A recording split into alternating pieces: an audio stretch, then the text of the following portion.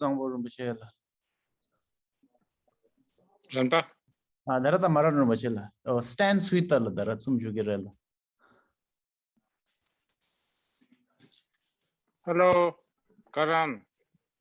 Urao, Mr. Urao. Can you hear me? Yes, Rinpoche. Kusampala Rinpoche. How have you been, La? I'm sort of getting by. Where are you? Kind of. I'm in quarantine right now. I went to South to Samtse a few days ago, and I just returned day before. I'm on quarantine right now. Where? Which city? I mean, Paro, I guess. Thimphu? Thimphu. In Thimphu, yeah. Well, wherever you are, there's at least some plants, which is good thing. Behind you, there's a lot of plants. No, it's actually a virtual background. Oh, really? Oh, yeah, okay. yeah. You can usually change. Mine is like this, actually. Well, I actually wanted to come as a cat, but I don't know how to sort of do this. So, Come as a cat. you know, there was this famous lawyer who forgot to switch off his secretary's something. And he was talking to the judge as like a cat, and he really didn't know how to switch that off. I have no idea. You should, yeah, you should look up. It's so funny. I'll check on it.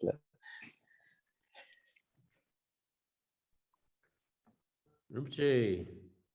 Hello. Wow. Looking kind of strange. Your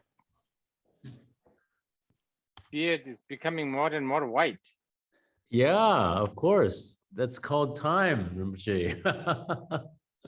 And but that's good. You really look like one of those figures in the Chinese painting. That's funny, Rinpoche. That's funny. I'm just trying to see if I can get that glare out of this. Let me see if I move a little bit. How are you, Rinpoche? Up and down. I mean, generally, I'm okay. I'm okay. I'm super pressured because you're here tonight. You can sit. No, I'm so happy to present you. You know, you are one of this person who I need to really present to a lot of people. Oh, no. But I never really get the chance to do that because. Yeah. Paul, do I look okay? You're good, Baba. The glare, I think, is there a glare or something? Well, I think okay? later on you'll be putting on your presentation, so you'll be seeing more of that. So I think okay, good. All right, good. So I won't worry about it, huh? Is my background okay? Yes, Rinpoche, I think so. There's no like laundry, like underpants. Not at all.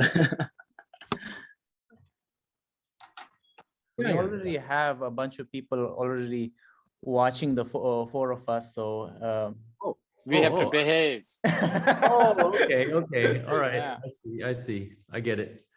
Yeah. And if you're only wearing your boxer short, don't stand up. Okay. I won't. Karan, are you wearing pants? Don't stand up. Yeah, I'm all well. I'm on a fan. Okay. I'm assuming the Samtse faculties are listening to this, right? Yes, Rinpoche. We have all the faculty, all the students, Rinpoche. The students are online in their respective classrooms. Okay. And the lecturers are online at their offices, Rinpoche. Oh, well. So some accounts, it's a whole classroom, Rinpoche. Well, hi to everyone in Samtse. You know, we really miss you. You know, I had such a wonderful time when I was in Samtse. Just everything, the weather, the landscape. I don't know, there's something so, I don't know, there's something so soothing and I guess my old bones likes warmer weather. I can't stand like a Thimphu cold weather. I'm sure it's cold now.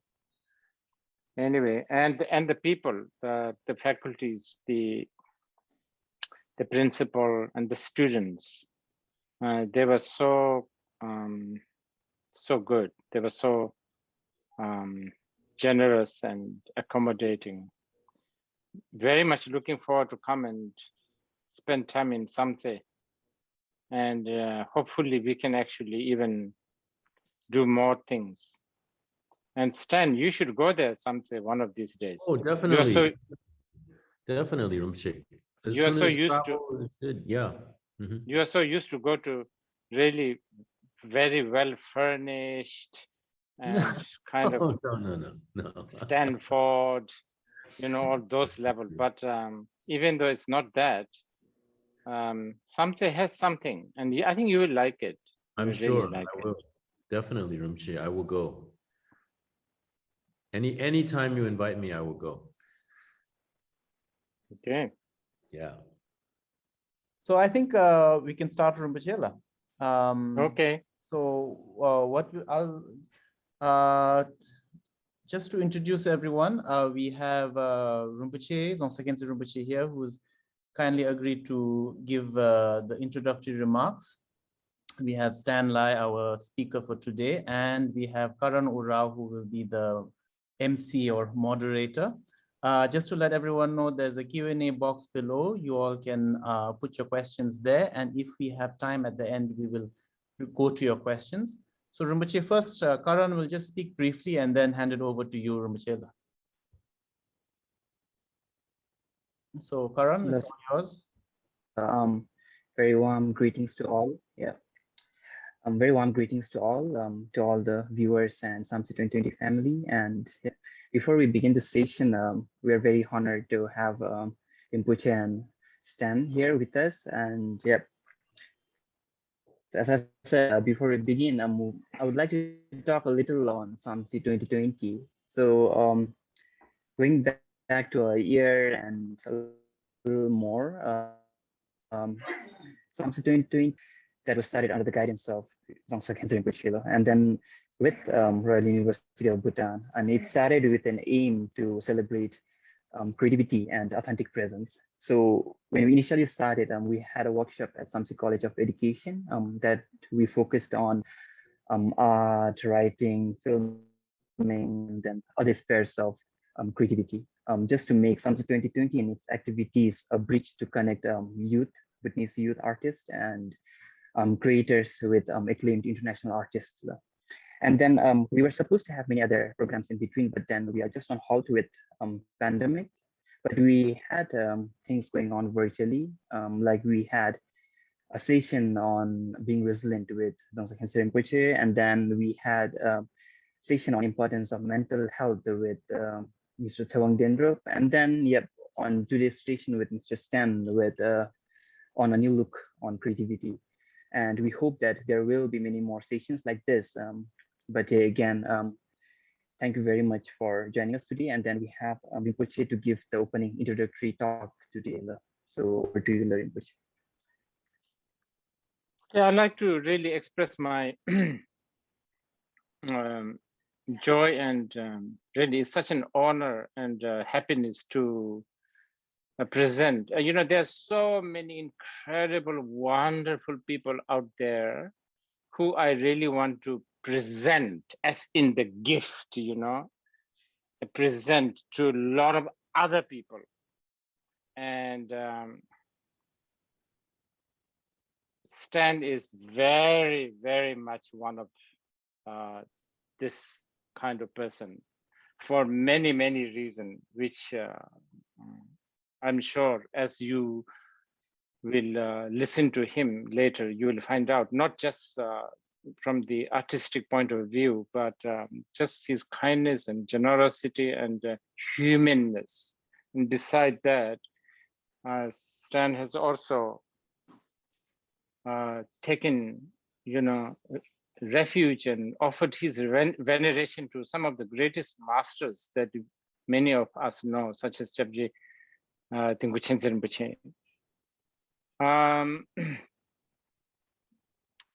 Now, you know, we have what we call life. And life is, it is a force. And many times I think life is like a prison. And at times life is very rich. Other times life is kind of poor, empty.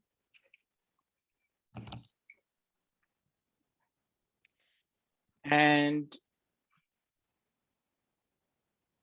however, how you want to make this life manifest really depends so much on how creative you are.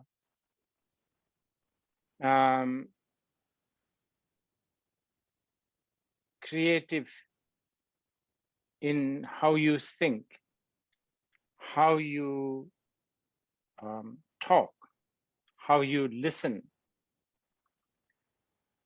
creative in being with others, or how, you know, creative on how not being with others at times, such as it looks like what is happening right now with our friend Mr. Karan during the quarantine. How to, you know, be creative and kill your time. So I think it is so much depend on how creative we are in making our life empty or full, interesting or mundane, beneficial or, I don't know, harmful. Among this, I think the creativity in communicating, and I'm not only talking about communicating with others, even communicating to oneself. This probably is one of the most important. So this is why I think art happens to be kind of important.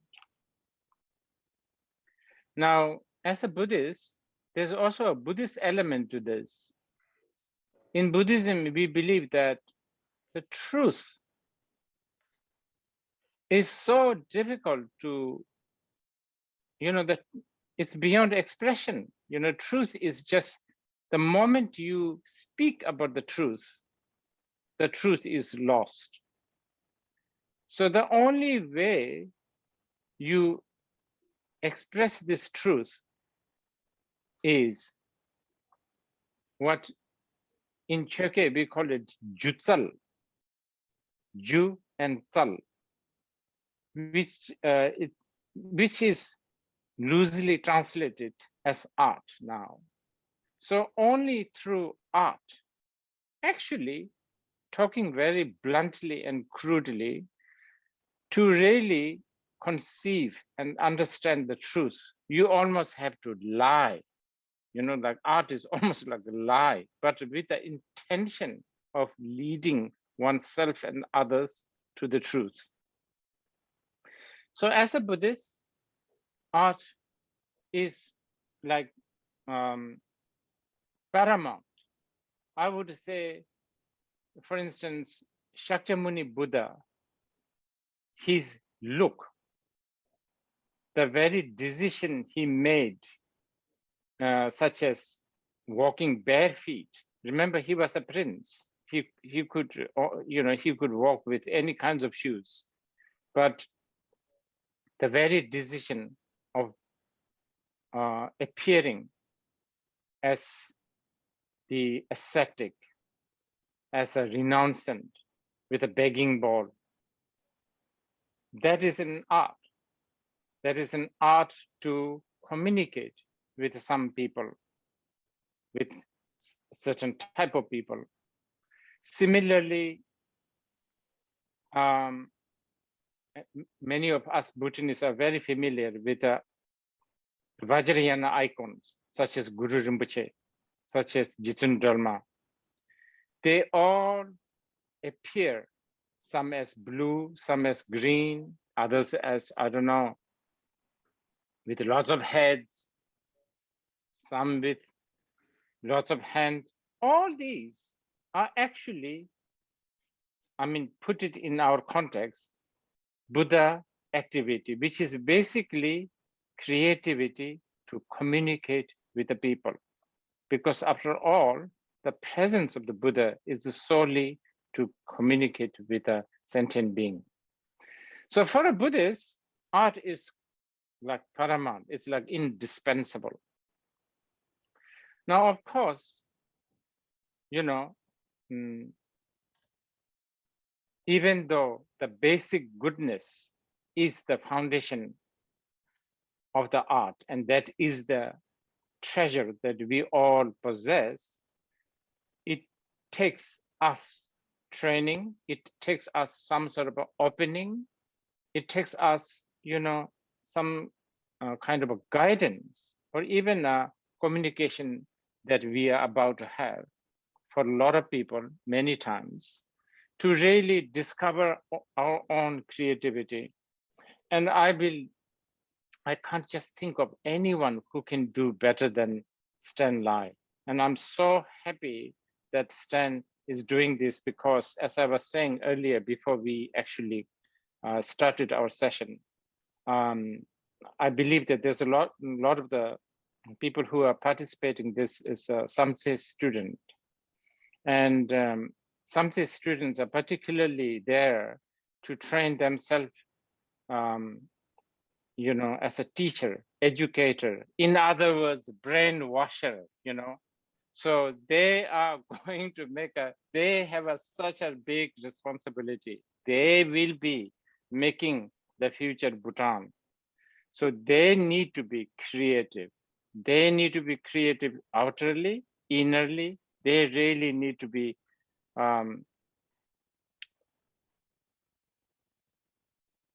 brave, courageous, authentic, and outrageous, and compassionate. And again, we are in such a good situation today. So without further ado, I give you Stan Lai. I'm so happy to do this. I don't get to do this often, you know. I need to do this. Stan, when next time when you come to Bhutan, I have to do this personally, as you know, not just like, you know, virtually. I really need to do this. Thank you, Rinpoche. You're humbling me. It's really humbling to be speaking here in your presence. It's going to be difficult to speak. I think you should just speak for 2 hours. It'll be much more worthwhile than me. You know, I would like to listen to you for 2 hours, anytime. But Paul has told me about Samtse, and greetings everyone associated with Samtse. I think it's a wonderful, noble project, and I think it will really grow and go somewhere. When we talk about creativity, it's a new buzzword. When I was growing up, creative people were not very well thought of.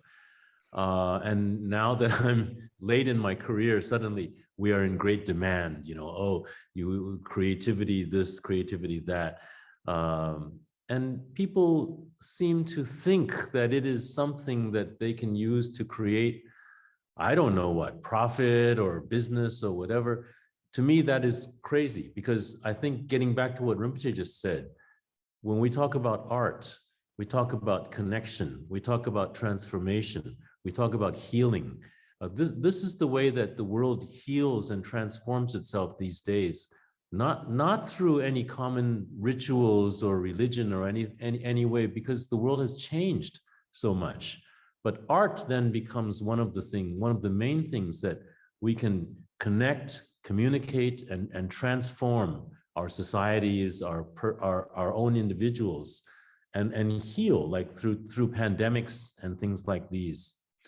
So it's true when Rinpoche was saying that we sort of lie to get to the truth.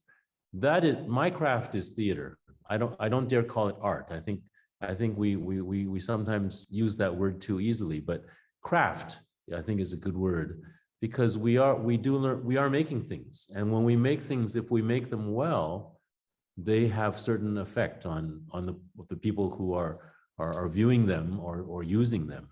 So our craft, my craft as a theater playwright and as a director, is to create a world that you, the audience, fall into and stay into, and I keep you there.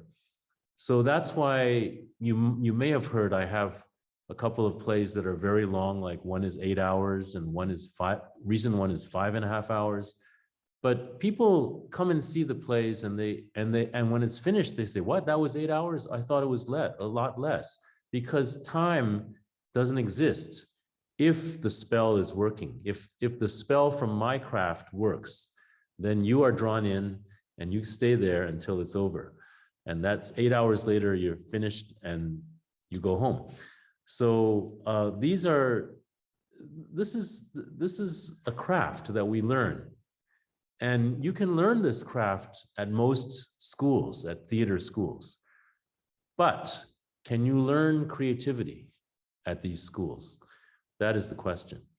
And to me, that has always been one of the main questions. I'm going to start sharing my screen now with all of you. Let's see, hold on. Okay, does that work? How is that working? Yeah, that's working. Yes, it's okay. Great. Okay, so tonight I'm really honored to be talking. I really have always felt a close affinity with Bhutan. I've been there many times. First time 30 years ago, now that I think of it, and was so fortunate to see His Holiness Dingo Khyentse Rinpoche there a few months before he passed, and now Pao, as many of you know, is my son-in-law. I'm very grateful for that. We have really been a family for many years now, and Rinpoche is my teacher. I've been a Buddhist since college, basically. And tonight, that will also figure in on my talk to you, because Buddhism and creativity, when I speak in the West, it's hard to relate these two things. But tonight, I'm going to be able to relate them much more easily, because I'll be talking to you who may be familiar with a lot of things about Buddhism, which I think is the foundation for a lot of the way I'm looking at creativity.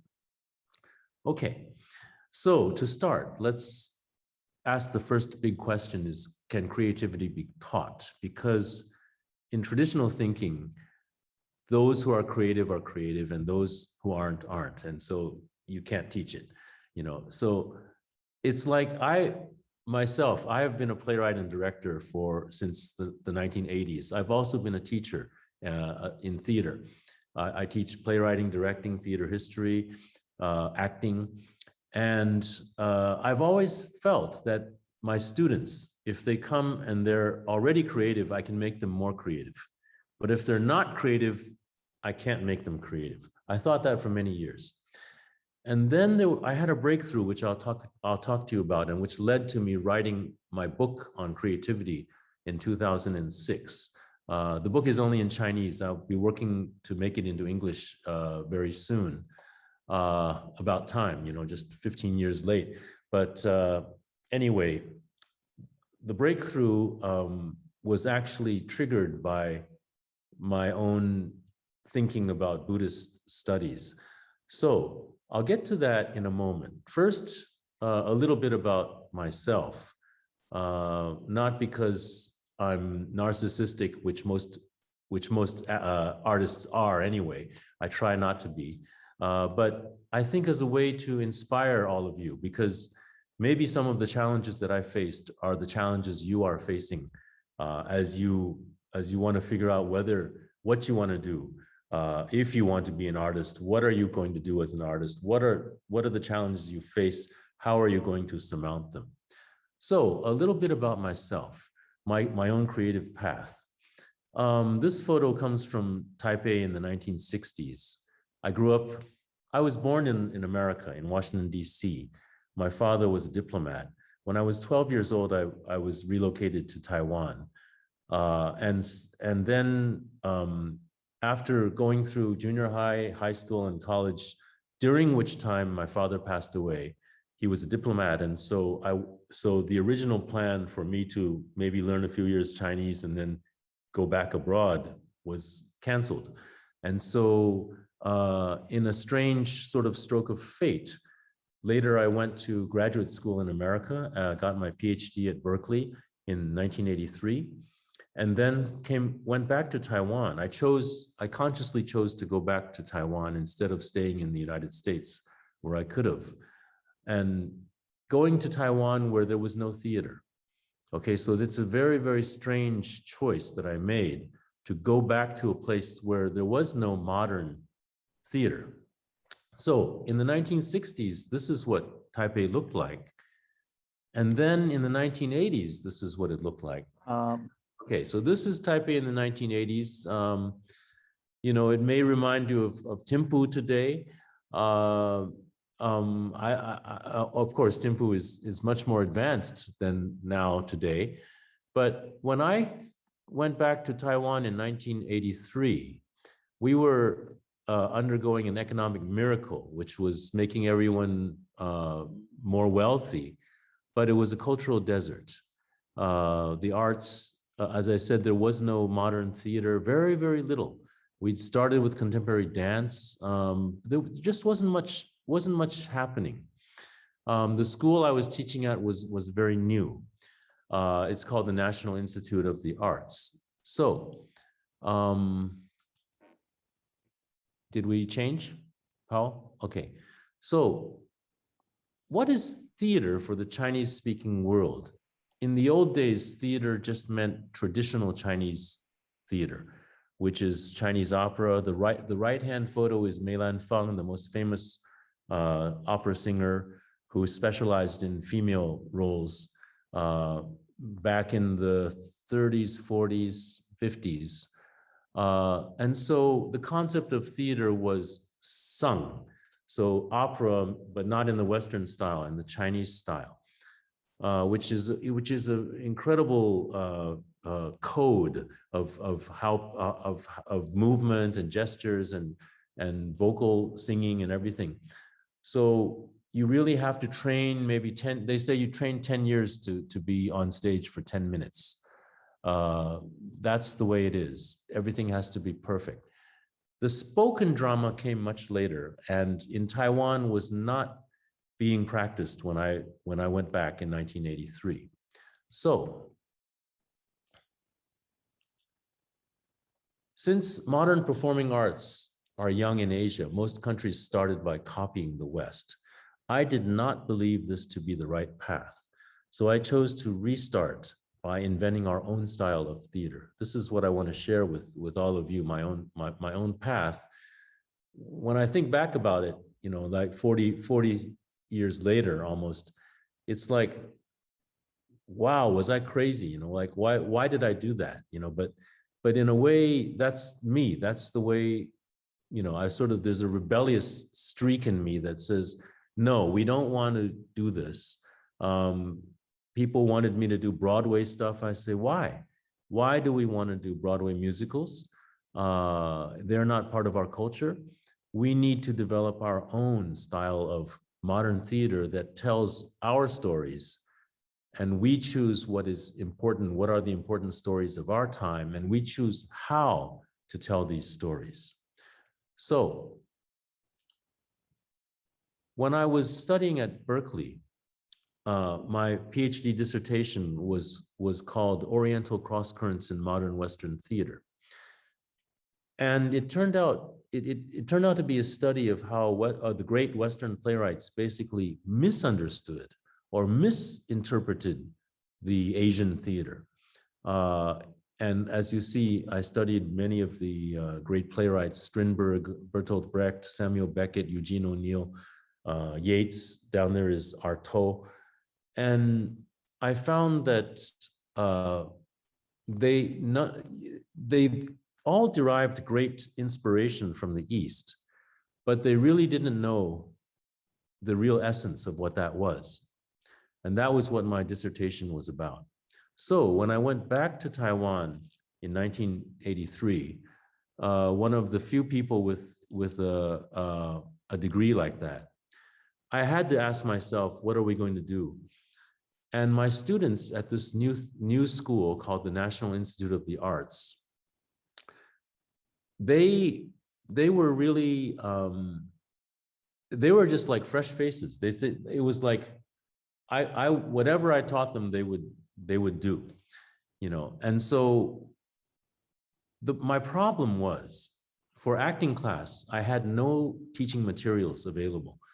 For instance, if you took an acting class, let's say in London, then you have everything at your disposal. You have all the contemporary plays of Harold Pinter, you know, everyone you can think of, Edward Albee, Tennessee Williams. We had none of that, nothing, you know, Ibsen, Strindberg, Chekhov. We had a few poor translations. We had a whole Shakespeare that wasn't very modern Chinese. It was sort of like translated in classical Chinese. So what could I use to teach my students? And these students, most of them had to make a rebellion in their own families to come to our school, because in those days, and even today still, there is a feeling in Chinese society that if you become an actor, then you know it's a very, very low. They think it's a low social level, and that you wouldn't want an actor in your family. Of course, that's something that we have been trying to change all these years. So I remember the first day I met my students, I said, I'm not going to train you in the normal way. I learned a method of using improvisation to make scenes from a Dutch director who was very, very important to my training. And Shireen Strucker was her name. And she and her group worked basically with improvisation in the rehearsal studio to make scenes that would become plays. So I said, are you willing to take a chance and we just develop our own learning materials through the improvisations that we make? And at the end of the semester, we will have a play that will be presented to our society, which is what I was supposed to do as a teacher. I was supposed to direct the play. And so we're going to do this together. And they said, sure. So what we did was, I asked them, I said, next time you come to class, 2 days later, please express in any way something important in your life.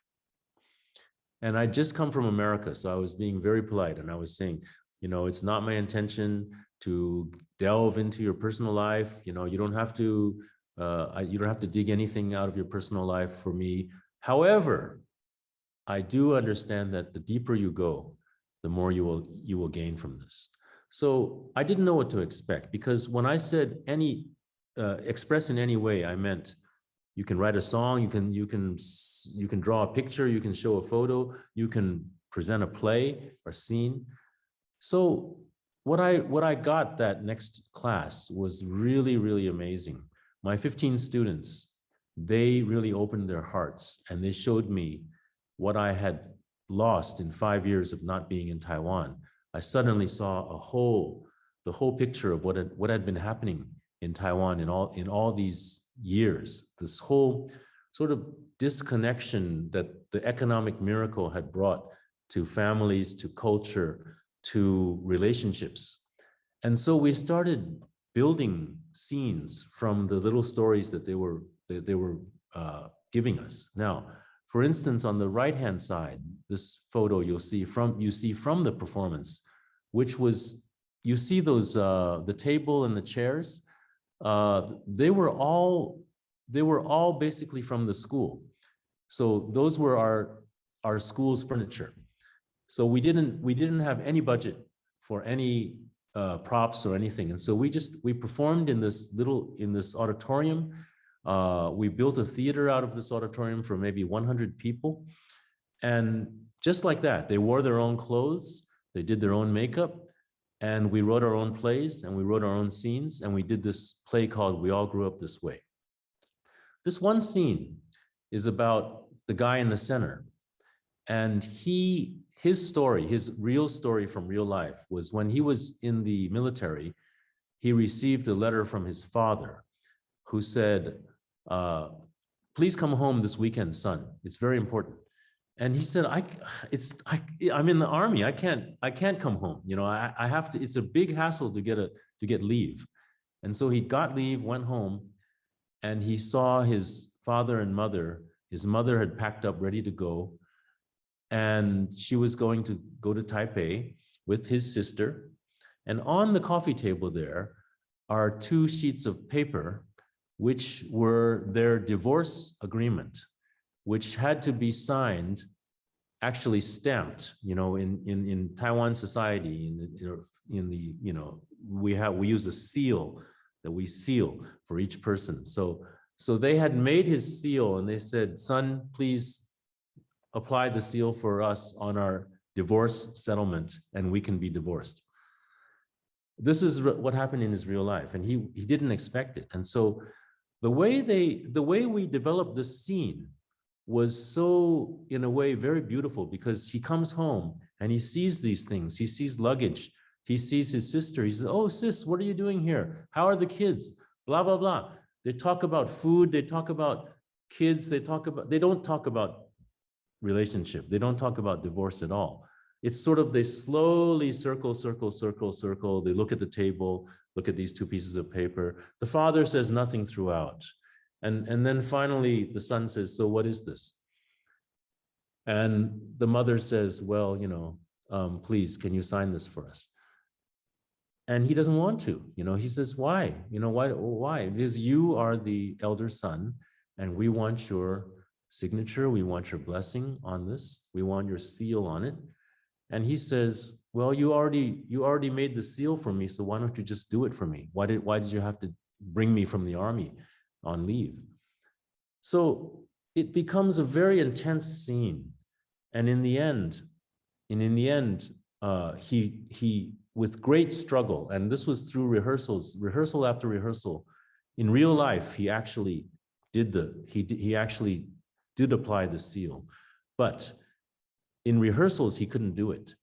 So rehearsal after rehearsal, he would wind up this, as you see, this big guy, he would just wind up in tears, and the rehearsal would have to stop. And I was wondering, how are we going to do this in performance?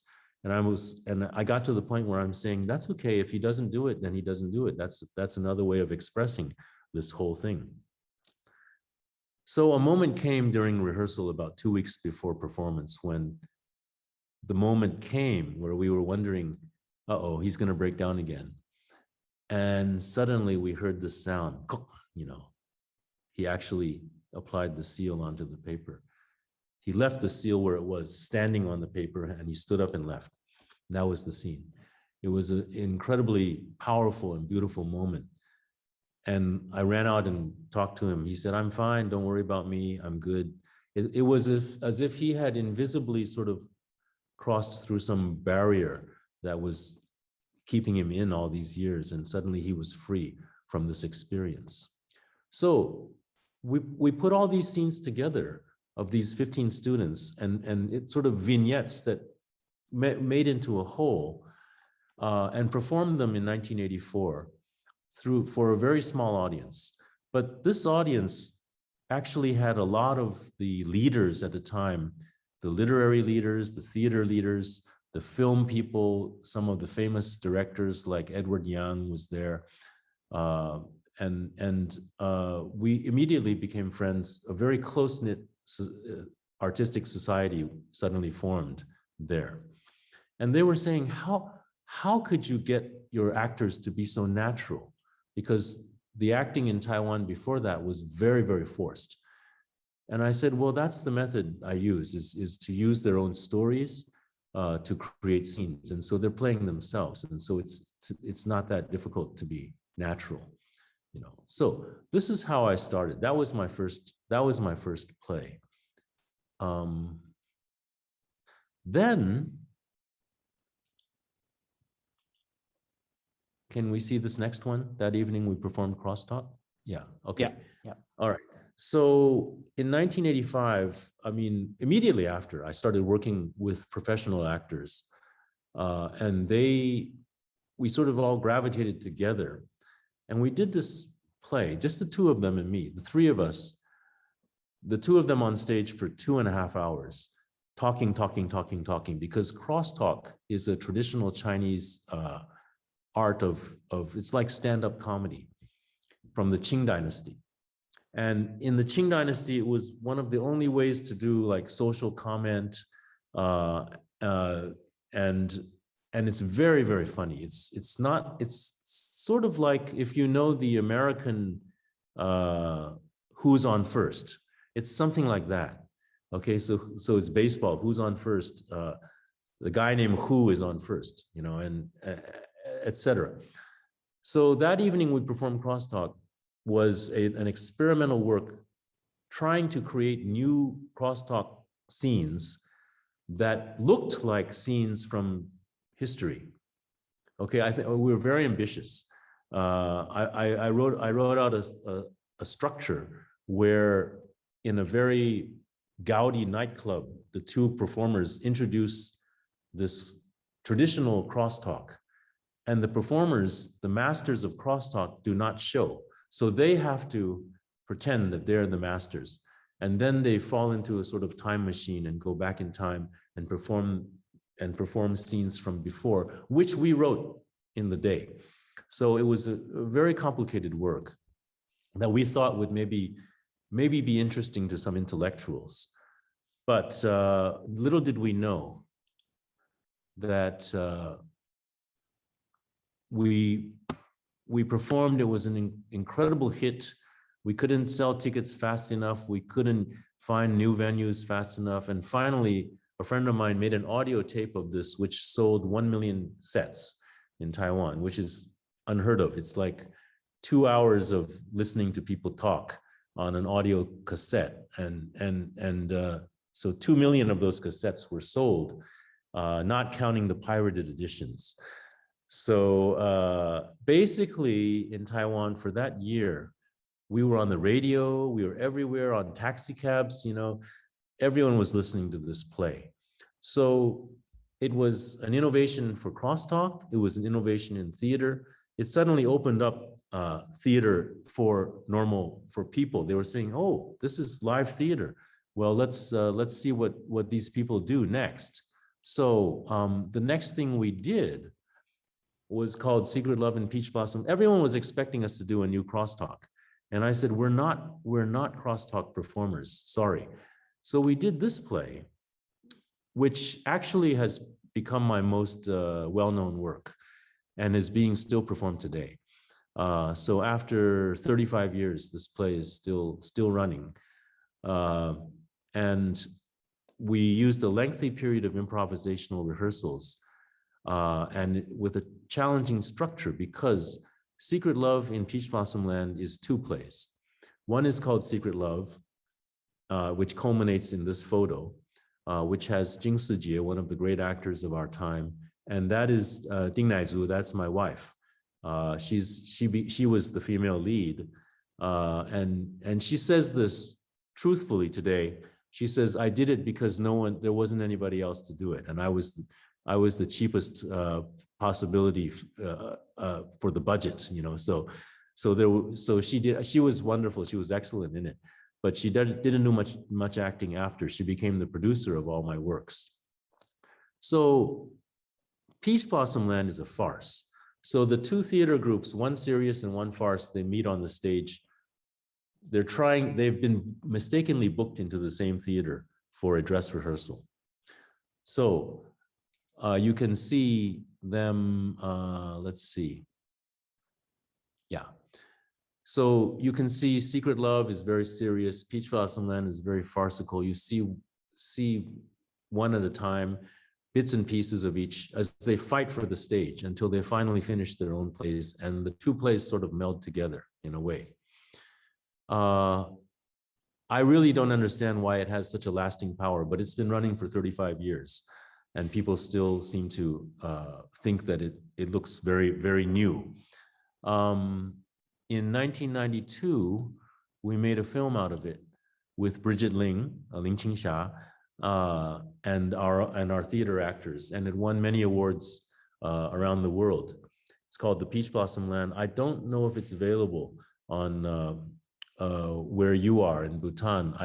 I think it's on. I know it's available online in Taiwan and in China, but I don't know how you could see it.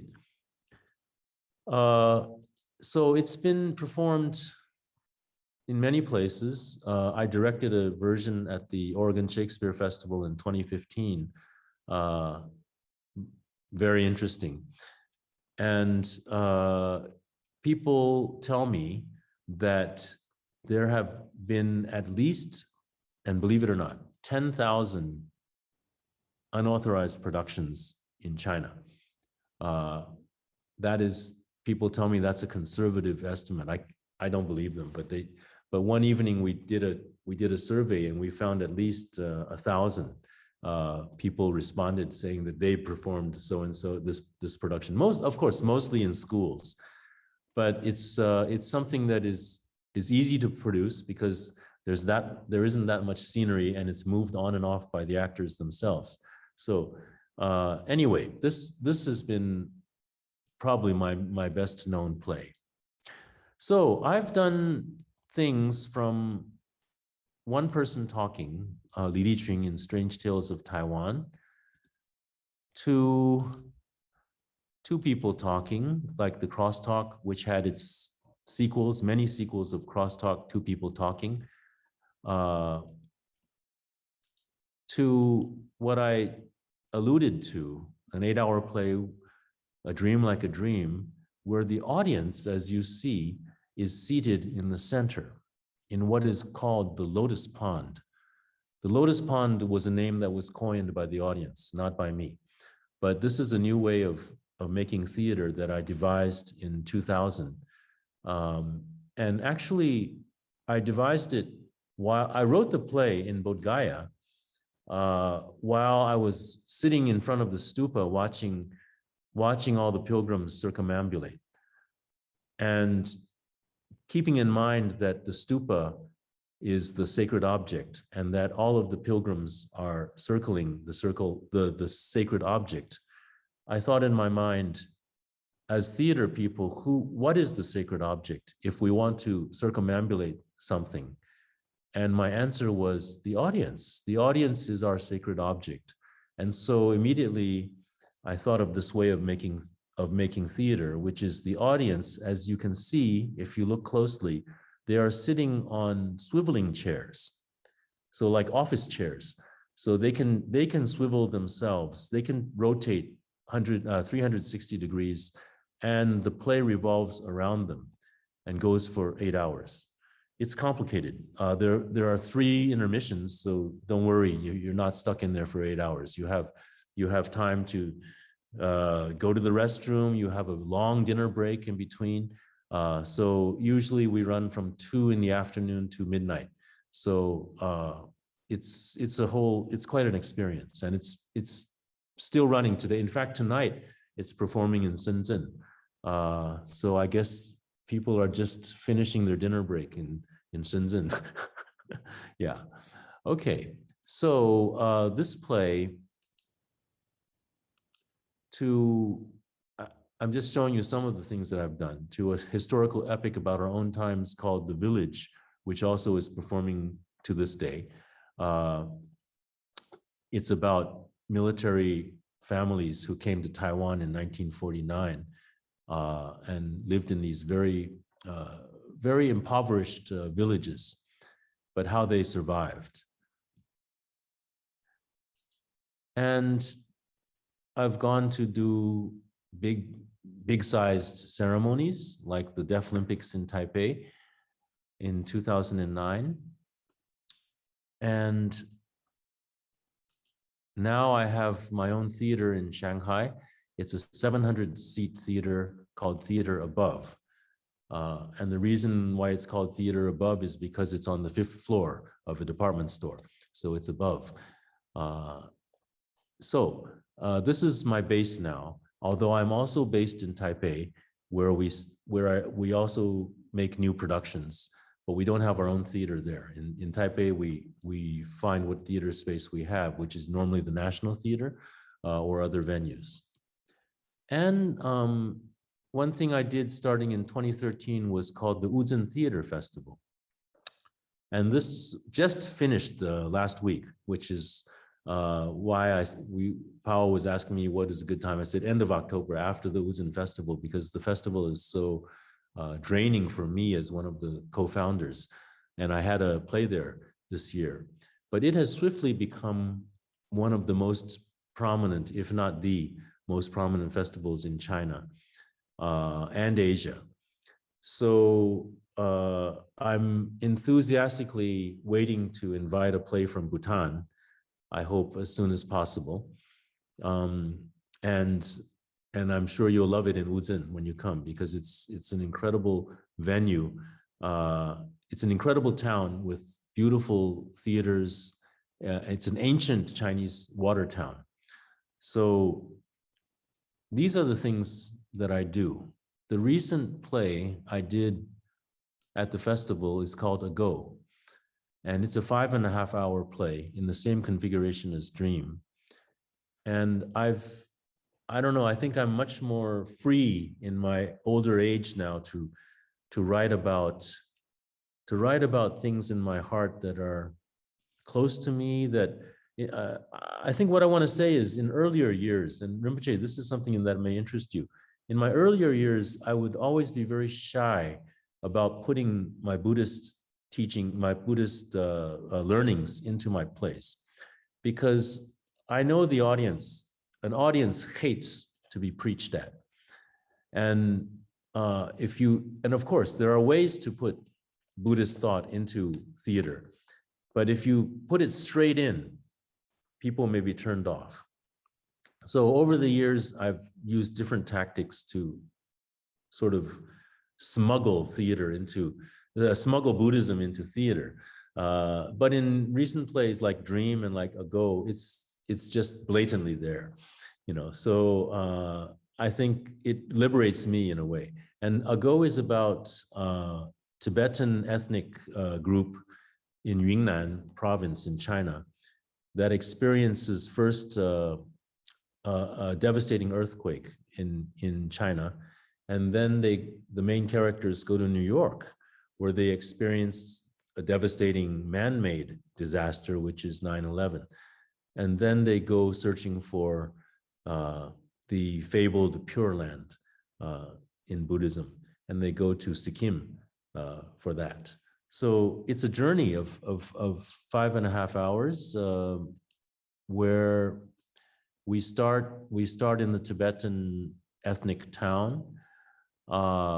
Again, the audience is in the center, and there's other audience outside which can see the whole play in a panoramic way. And then now you see when they move to New York, and you can see in this photo how everyone is circling the audience in the center, whereas the photo is taken from the outside gallery, which has a lot of audience too. And this is actually, Rinpoche, this is something I told you about that I'm very happy to bring to Bhutan at any moment. If there's any suitable situation arises, I'd be very happy bring this, which I think is this whole way of making theater with the audience in the middle brings back a sense of ritual. And people, the start of both plays is the same. The actors enter from four sides and just circle the audience. That's all they do. They just walk. And then they start walking faster and faster. And then they start running. And then they slow down and they walk again. This is for 3 minutes at the start of A Dream Like a Dream and A Go. And many audiences say they're in tears at that. And you may think, wow, that's pretty easy to be in tears. But it is it's a very powerful moment to have people just circling around you, and you're seeing yourself basically. And then you're seeing yourself running, and you're seeing, why am I running? Why am I running so fast? And then why am I stopping? Why am I slowing down? And then they slow down and they tell a story, and then the play starts. So this is, to me, a very spiritual way of staging theater that comes straight from the stupa in Bodh Gaya. So this is something that I'm very happy to offer at any moment. So this play has a lot of fun things in it, like there's one character who can talk to animals, and this is the snow lion. And the snow lion has two attendants, and you see the snow lion drinks from a modern thermos. It's very funny. The audience loves it. And the guy's name is Tashi, who can talk to animals. And he says, oh, are you no, you can't be, you're the snow lion. And she says, yes, why didn't you believe what you saw? And he says, because for a moment because what? Because you didn't believe I existed? And he says, well, yeah, I wasn't sure. And she said, okay. And he says, well, majestic creature, you should just come into town and show yourself, and people will believe that you exist. And she says, I'm not too sure about that. Why? And she says, because people only believe what they want to believe. And that, in a way, is one of the themes of A Go, is that even if the snow lion was in front of you, you wouldn't believe that it existed. So not to get into any more detail about my individual plays, I'd like to start talking to you about creativity itself. Okay, so hopefully the photos you just saw may be helpful to you. My path, I've been working my craft for 30 some years, almost 40 years now. I've written 40 plays that have all been produced and performed in all sorts of different configurations. For me, creativity is not that difficult a thing, but I understand how difficult it is to explain and to teach. Now, my thought is, the reason why people think that creativity cannot be taught is because they have never really gone into detail to understand how exactly what happens at the moment of creativity. So that's let's start with definitions. What is creativity? Harvard professor says most succinctly, novelty that works. I like that because it shows the two aspects of creativity that I want to talk about. A creativity scholar, Robert Sternberg, says creativity is the ability to produce work that is both novel and appropriate. So novel meaning original and unexpected, and appropriate meaning useful, adaptive, concerning task constraints. So this is what I want to emphasize to you tonight, is that creativity is not something they're just saying, you know, yeah, let's get a spaceship and go to Pluto. You know, well, can you really do that? You know, that's a creative thought that doesn't really mean anything and cannot be executed. So to me, that is not really creative, or you can say something like, okay, well, E equals MD square, so what is MD square? I don't know. You can be creative that way. You can just shoot your mouth off and think of things. In Chinese, we have the phrase 天马行空, the heavenly horse strides through the emptiness of space, meaning you can say whatever you want and do whatever you want. But that is not necessarily creativity. Creativity has to answer to a topic, meaning you have a task. And how are you going to solve that task, the solution to the task? So the ability to produce work that is both novel, it's new, it's something that is original, it's unexpected, and it's appropriate. Meaning that, what are you trying to do? Okay, you're trying to write a play about a dream. Okay, then what you did may be considered creative if it works or not. Let's say you are trying to let's say, look, I have this bottle of water here, and so you say, okay, let's make this into a cell phone. Okay, well, okay, that could possibly be something, but it would be very difficult to attempt and to succeed in. But that's playing by the rules of what I'm saying, of what I'm setting up, is you have to have a task, and then you have to have the creative answer to that task. So novelty that works. Okay, it's not novelty that doesn't work. So we can think about it in two phases: task and resolution, topic and solution, inspiration and execution. And sometimes it can be as simple as ABC, or simply A plus B.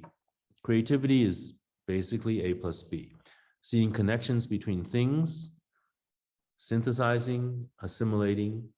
This becomes a cell phone. Possible? Yeah, the screen is right here, right? And now I'm turning it on and turning it off. I mean, is anybody going to buy it? I don't think so, but at least this is being creative by connecting A and B. For instance, the early cell phone plus a camera. So the first camera was put into a cell phone around the year 2000. And then you have the smartphone of today. I must say, when I first heard that you had a camera in a cell phone, I said, that is the stupidest thing I ever heard of. Who would need a camera in a cell phone? Because you're on the phone. Why do you want to take a picture while you're on the phone? Are you crazy? So that shows you how much I know, because now, I don't know, through some stroke, these two things have become inseparable. As I said, I do the Wuzhen Theater Festival. So the scenic town of Wuzhen plus theater, and that creates the festival. It's that simple sometimes. Let's say you have a scenic place in Bhutan and you want to make a music festival out of it. Okay, then you have it, A plus B. Of course, there's so much involved in really making it successful, but basically that's all it is. Now, A plus B, just to sort of douse your spirits a bit, can also lead to very, very lousy creativity. Let's put it that way. So I'm taking these photos from very funny Japanese series of, they call them useless inventions. Okay, so the shoe and the umbrella. So this is an invention in Japan. You call it A plus B. And sure, you can make 1,000 of these things, right? So we can do this. For the student who is always asleep in class, we have these eyes. That's A plus B. Let's say our task is the noodles are always too hot to eat. So the solution is, all right, so this is creativity, yes, cumbersome, very uncreative creativity, useless, as they say. If you're a student of art history, then let's take a look at, let's say, what Picasso did. Picasso is also A plus B, an object plus different viewpoints, and you splice them together, and that's cubism, we could say. So anything that has these components can be considered a creative product. But to understand creativity, we need to focus on what really happens in the moment. So this leads to the essential questions of what is inspiration? And does that inspiration come from without or within? Because the traditional thought is that artists, they have like divine, sort of like a divine intervention, and they get, the muses come and tell them what to do. And true, many people feel that way when they create their art. But that is something that, to me, became the central question for my exploration into what is creativity, which is, what is an inspiration? Let's explore a little bit. For the English poet and painter William Blake from the 18th century, he said, "I myself do nothing. The Holy Spirit accomplishes all through me." So he doesn't have to do, I mean, when he's painting or when he's writing, it's all the Holy Spirit. Puccini, talking about Madame Butterfly. This is a quote from him. "The music for this opera was dictated to me directly by God. I only served the function of putting down the notes on paper to be shared with the public." Okay, now these are quotes that lead one to believe that creativity can only come from some divine source. Now, what I wrote about A Dream Like a Dream was, what gushed onto the paper were characters and events that had accumulated in my mind over a long period of time. This is about the 8-hour play that the inspiration came in Bodh Gaya, and I wrote the outline in Bodh Gaya. So the key words here are characters and events that had accumulated in my mind. So these were things in my mind. They were not related until the moment of inspiration brought them together. Okay, so A Dream Like a Dream is a long story because it's a long play. But in essence, what happens is you start with a doctor and a patient, and the doctor wants to learn the patient's story. The patient starts telling the story, which goes into the stories of other people. And then from Taipei in 1999, you travel to France in 1999, then you go to Shanghai and in 1999, then you go to France in 1930s. So you keep moving into the stories of other people. In other words, to really tell your story, you have to go through the stories of other people. That's what A Dream Like a Dream is about, and that's why it's so long. Now, when the structure of the story came to me in Bodh Gaya, what happened was, firstly, this thing came. In 1990, I was in Rome, and now this is all analyzing how the inspiration came. I saw this painting in Rome, and I looked at it for a long time and thought it was very interesting because, as you see, it is a painting about paintings. It is sort of like a painting of a collector's gallery. So you see all those paintings, which, as I understand, are real paintings. I mean, they were real paintings that somebody had collected. So the artist is painting paintings. paintings within paintings. So when I saw this, I sketched down in my notebook these words. In a story, someone told a dream. In that dream, someone told a story. Okay? So that was my reaction to this painting. In a story, someone had a dream. In a dream, someone told a story. And I thought that would be a cool name for a play with absolutely no content. I just wrote that down. My notebook, when I went back home to Taipei, I just put it in the drawer and I didn't think of it for 10 years. So this sort of was the thing that the organizer was this painting. Then there were many experiences of mine over those years, including going to Bhutan, to the famous burning lake, where it is said that if you lie on that rock and look down into the water, you can so-called see things, see yourself, see your past self, your future, whatever. So I remember in 1991, we were on that rock looking down into the water for a long time, probably an hour. And of course, I saw nothing. But the experience stayed in my mind. So that also became part of the play.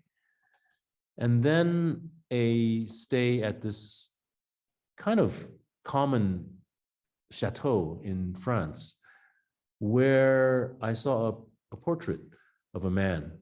And you see on the right-hand picture, there's a portrait there of the caption said, Henri so-and-so, French consul to Italy. So he was a diplomat. And I recall very clearly, his years were 1860 to 1900. So he lived to 40 years, and similar to my father. So I stood there in front of that portrait saying, oh, so this guy, he owned this place. So I started thinking, imagining, fantasizing, and that's what we do all the time, is sort of connecting. And I'm looking at this guy and I'm saying, well, what if? Always to us, the important question is what if? What if? What if? What if this guy was not a diplomat in Italy, but in China at the same time? And what if he met a woman, fell in love with her madly, and brought her back to France to live in this chateau? What would she be thinking of? What would she be standing where I'm standing, looking out at that lake, where later I said you can see yourself, where all of the opulence of this chateau, what would she be thinking of? We're talking about cultural shock, cultural differences. We're talking about a lot of things, East and West. And then I said to myself, what if this woman were still alive and I could talk to her and she could tell me her story? I turned around and I looked at the end of the hall was the front desk, and I seemed to see her there, an old lady. And then I looked out onto the lake. In the back, there's a beautiful lake. And I seemed to see her as a young woman dressed in the Chinese cheongsam, walking along the lake, very lonely. And this is just my mind is wandering as it normally does. And the next thing that happened was my wife patted me on the back and said, dinner time. So that was it. So you see, these are things that you play with in your mind, but they weren't becoming a play. They weren't becoming anything. They're just things that are stored somewhere in your mind. So there were other things that were stored in my mind, like a train wreck in England, a patient in New York, things that I'd read in the New York Times or the Herald Tribune, particularly this train wreck in 1999, in late 99, where 2 trains crashed head to head. And the original casualty numbers were around 80 persons dead. And normally when you see a newspaper headline that says the casualty numbers are going down, the casualty numbers are being changed, you expect them to go up. It's very simple. But I looked at that and I said, the numbers are going down. How strange, why? So I read into the article and it said that many people who were in that accident came out uninjured, and then they didn't go home and they didn't call home and they left. Some of them even left the country. And a week later, they came home because they figured out it wasn't that fun. But to me, I recall I was standing there in my kitchen in Taipei reading this article, and I was just saying, wow, what kind of person what kind of a life did this person have to come out of an accident like that, be uninjured, and then not going home and not telling any of his loved ones, or did he have any loved ones, or what? What kind of a bankrupt life was this person leading? Again, these are things that you think about in normal everyday life, but they're not. They haven't formed into any script or any play or any structure yet. So then what happened was, I had come to Bodh Gaya in November 1999 for a Buddhist seminar. And every day in the daytime, we had classes. At night, I would be in my room. And for some reason, when I left my home in Taipei, I grabbed because it's a long trip, I grabbed the Tibetan book of Living and Dying. And it was a strange choice because I'd read that book before. But one night in Bodh Gaya, in my room, I opened it up and I said, wow, I don't think I've read this page before. And that happens sometimes when you read a book for the second time, you come to parts that you don't quite remember. About a doctor who was the author, Sogyal Rinpoche's student, who said the first day she was on her job, many patients died. And she felt very inadequate, that in fact, one of the patients grabbed her by the hand and said, do you think God will forgive me for my sins? And she was going like, I don't know. But then the patient died. So she felt very bad. And she asked the author, what could she have done better? And the author said, there are two things you could have possibly done. One is the practice of Tonglen. So the giving and taking of the breath, the Buddhist practice. The second thing, if you can't do that, is to simply sit by the patient's side and listen to them tell their story. At that moment, all those things that I just told you about in my mind came together. It's like many different people who didn't know each other suddenly occupied the same room. And a very complicated structure appeared. And to me, it made sense. And I said, wow, I see this very complicated play about all these different people who are not related, but they are related. And it's stories within stories, dreams within dreams. And I saw the whole structure, so I went to bed. The next day, I went to the stupa and I started writing the outline while watching the pilgrims circumambulate. And that culminated in this 8-hour work, which is still being performed today. So what I want to say, and this is very important now for studies in creativity, is my mind worked like if we're looking at like an app on your phone, okay? If we are a computer, we have an app which is called Creative App, okay? The Creative App is the creative mode that you have to be in when you're going to create something. Now, the Creative App draws files from your mind, okay? and it knows what files to draw that will work together. So in the moment of inspiration, your mind functions like an app. It pulls different files stored somewhere in your brain and puts them together. So this leads us to question two things. What kind of an app do we have? And what kind of files can the app pull from? These are two of the crucial things for creativity. The first thing is, do you have this app? Have you cultivated this app? And this app is basically what I was telling you about when I'm at that chateau, is the what if I were standing here and not there? What if, he was there, not here? What if blah, blah, blah, what if this can become a cell phone? What if? It's your app that is always looking for possibilities. Now, what are the files that the app can pull from? So these are the two things that you need to really think about when we talk about creativity. So what is inspiration? The book? No, the book was a catalyst. All of the elements that flowed out at that moment for Dream Like a Dream, due to the catalyst, were elements that were already stored somewhere in my mind. So this is my personal take. It is not divine intervention.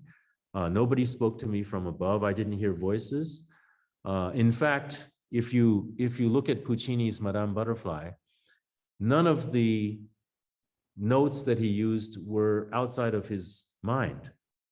Okay? You see what I'm saying is that he wasn't suddenly able to write in alien language or something like that. He wasn't able to write notes that were outside of his training.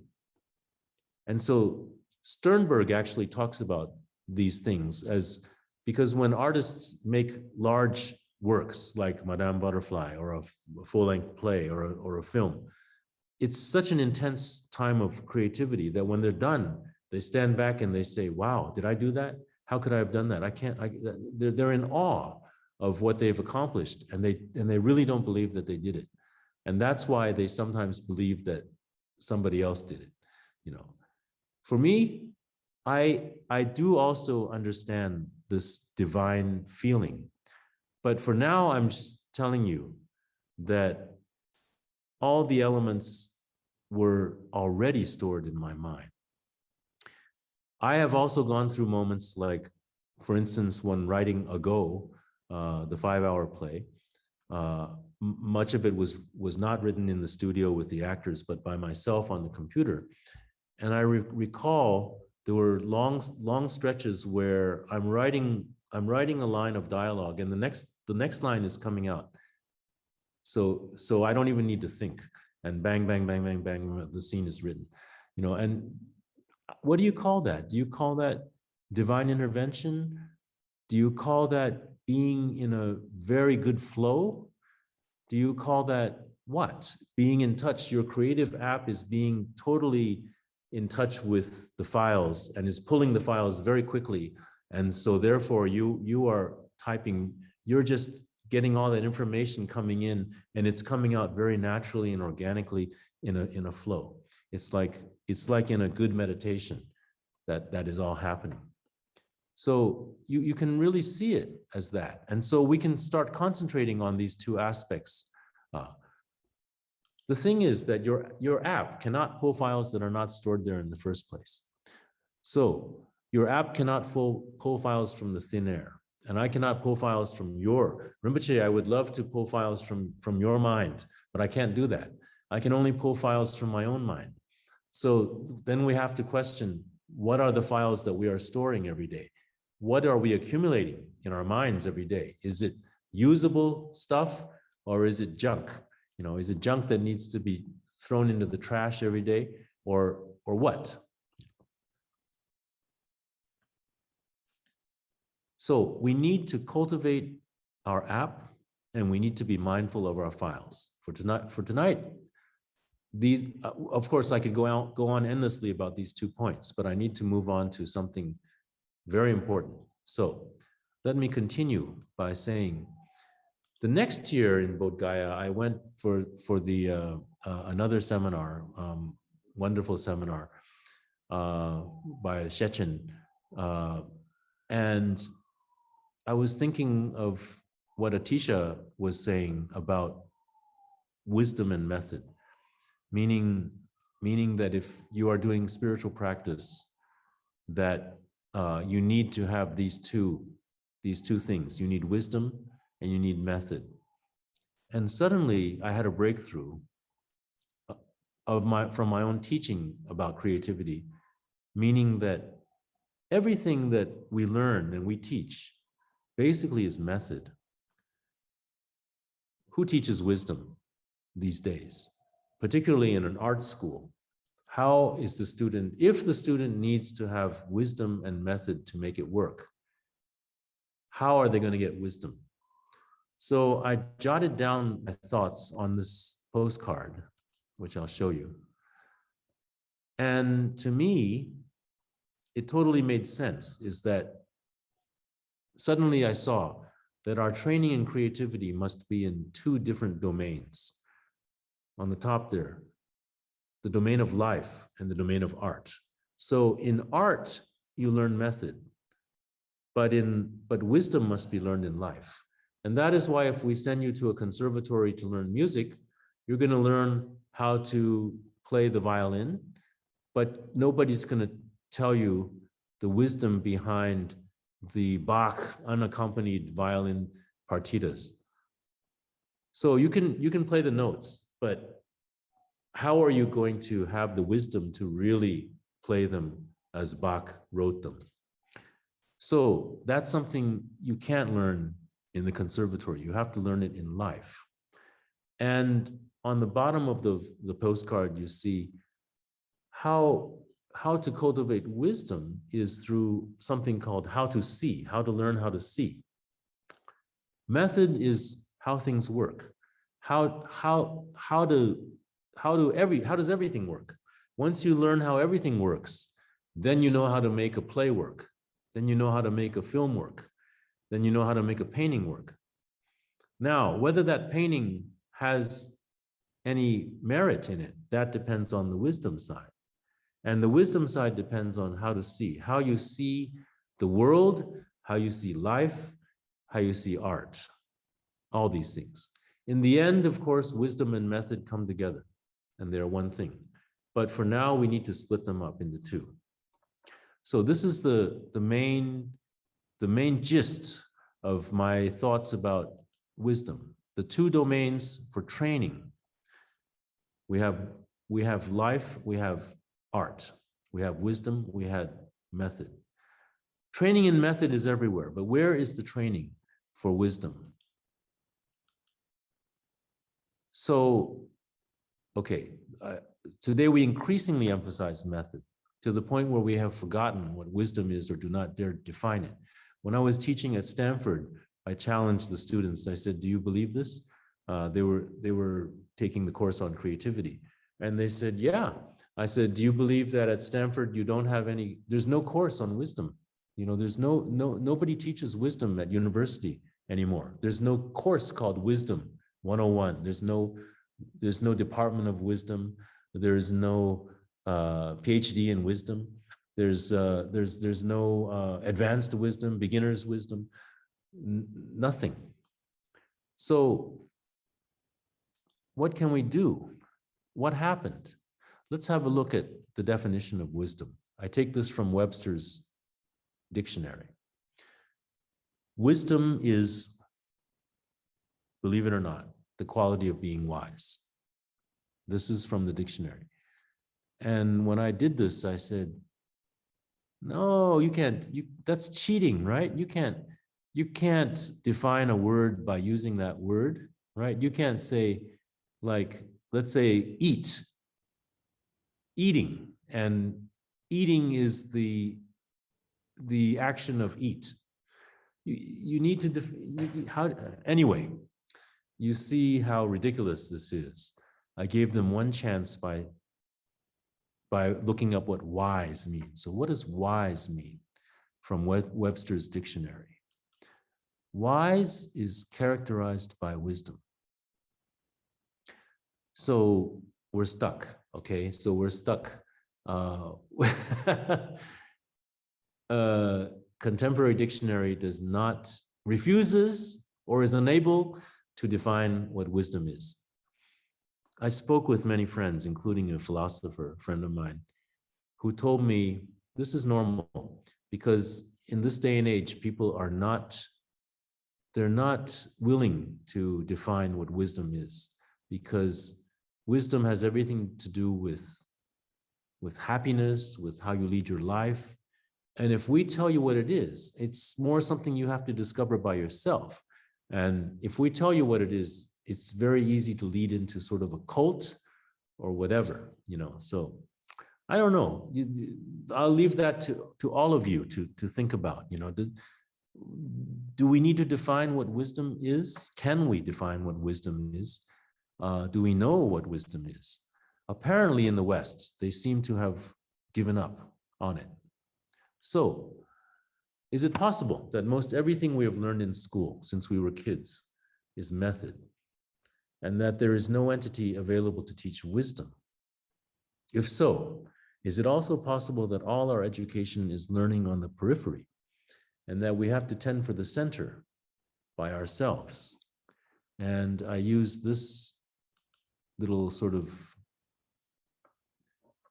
illustration to show you that wisdom and method, if we're on the periphery all the time, I mean, it's very easy to see. And you can see works of art that are made only with method, beautiful method. Well, if there's nothing in the center, then they're always like they're on a freeway on the outside, on the periphery. So how can we cultivate that center? I think for all of you in Bhutan, it's really so much easier than outside of, because the question then becomes like in ancient times, why did disciples decide to spend their lives following these guys? So for instance, you have Socrates, you have Shakyamuni, you have Confucius. And often I wonder, and it's like Rinpoche, I wonder if today, you know, you do a semester at one of the most prestigious universities, and people will say, wow, I want to do that because I can get a certificate from Rinpoche, or I can get these credits from school. You know, it's like everything in the higher education these days has become so flat that it's hard to differentiate the value of things. And for me, the Buddhist teachings are full of this thing that we call wisdom. And that is why, for when many people ask me, how come you have such a long career and your career has never been, you know, you haven't had all the problems that many artists come up with, like, you know, suddenly with a bottleneck, you know, you can't get through, you have creative breakdown and everything. I've been quite blessed. But I think that the answer, which I don't say normally in my life, I don't tell people this because it's too hard to explain, is that my Buddhist studies really are the thing that are keeping me going, and that show me that creativity is endless. It really is. There's no end to the amount of creativity you can have if you keep understanding deeper and deeper the teachings of the Buddha, which are incredibly, I think the most creative act in the world ever was Buddha's enlightenment. And the power of that creative moment, really, it's still there in Bodh Gaya. If you've never been there, I encourage you to go and feel those creative vibes, because that really is something that you can just touch in the air. It's just there, this incredible moment, this action of this one actual human person who did and was creative beyond words, It's something that we can always tap into. Now, this next slide may scare you, but what the hell? So this is what my postcard has become now. It is a full path to learn creativity. I just want to point out two things, and then you will understand this chart. It's split into left and right. So wisdom is on the left, you learn from life. Method is on the right, you learn from art. Now, this line on the bottom is very important because under the line is the source. The source for all creativity is under there. The line is the barrier that we have erected in our own minds that actually keeps us from creativity. And this is something that happens to most people. I'm one of the lucky ones who didn't experience it too harshly, but to most people, you grow up and you get that barrier erected. Because maybe the simplest story I can tell was one day in Shanghai, I was walking on the street and I saw this little boy with his mother. And the little boy pointed to the sky and said, "Mama, look at the dog." He's pointing to the clouds. And what happened next actually shocked me because the mother actually slapped the boy and said, "That is a cloud." End of conversation. So, of course, I didn't know them, so I couldn't say, "Ma'am, you're doing the wrong thing." I didn't say that. I just walked on my way. But I was very sad, and I was saying, there goes another one. This one is not going to be creative unless he learns. It's going to take a long time for him to get back to that dog in the sky. So little things like that, maybe 100 of them happen every day. And we get bombarded by all these things that happen from our family, from school, from society. We grow up with this big barrier and we think we're not creative. So how do we disable this barrier? How do we break it down? That is something that I think also deeply on, but won't have time to go into this evening. But just know that the chart is like, there's a line here and you have to work on dissolving that barrier. And then there are two sides to it, the wisdom aspect, the method aspect. If you have a lot of wisdom, but you don't have any method, there's no way you're going to become an artist. You know, you're not going to, there's no, I mean, if you want to paint and you've never taken any lessons, you don't do any drawing, you don't do any practice, sorry, you're not going to just magically be able to paint like Monet. You know, I'm sorry, it just doesn't happen. You need to work. Like I'm a playwright, so if I didn't have the method of how to make an outline, how to make structures, and then know what works and what doesn't work. If I didn't know that, there wouldn't be any way I could write my plays either. So these are the two aspects that you need to know that may help you in your creative path. So, what is wisdom? And this is something we can touch on very briefly today, but I think many of you who are knowledgeable, who are students of the Buddha, I don't need to tell you anything. I think basically you understand that the wisdom in the seeing, in the knowing, in the awareness, but more importantly, in the compassion, in the end, the wisdom. In the end, wisdom is your worldview, is your view on life. Let me give you a quote from Thich Nhat Hanh, which I think explains wisdom a bit. If you are a poet, you will see clearly that there is a cloud floating in this sheet of paper. Without a cloud, there will be no rain. Without rain, the trees cannot grow. And without trees, we cannot make paper. If we look even more deeply, we can see the sunshine, the logger who cut the tree, the wheat that became his bread, and the logger's father and mother. Without all of these things, this sheet of paper cannot exist. In fact, we cannot point to one thing that is not here: time, space, earth, the rain, minerals in the soil, the sunshine, the cloud, the river, the heat, the mind. Everything coexists within this sheet of paper. I think this very beautiful passage from this wonderful poet and practitioner explains it. Wisdom is seeing the connections between everything, between all of us, between everything. And of course, that's not something that can be experienced immediately. If we can experience a bit of it and understand how what we are writing connects to what we are writing, and then how that connects to our lives, to the people around us, to the society, to the world, the connections. These are the things that make that the wisdom is in charge of. Let's put it that way. So briefly, I'd just like to say that different motivations or driving forces yield different results. In fact, the motivation inside you may be the single most important element of one's creativity.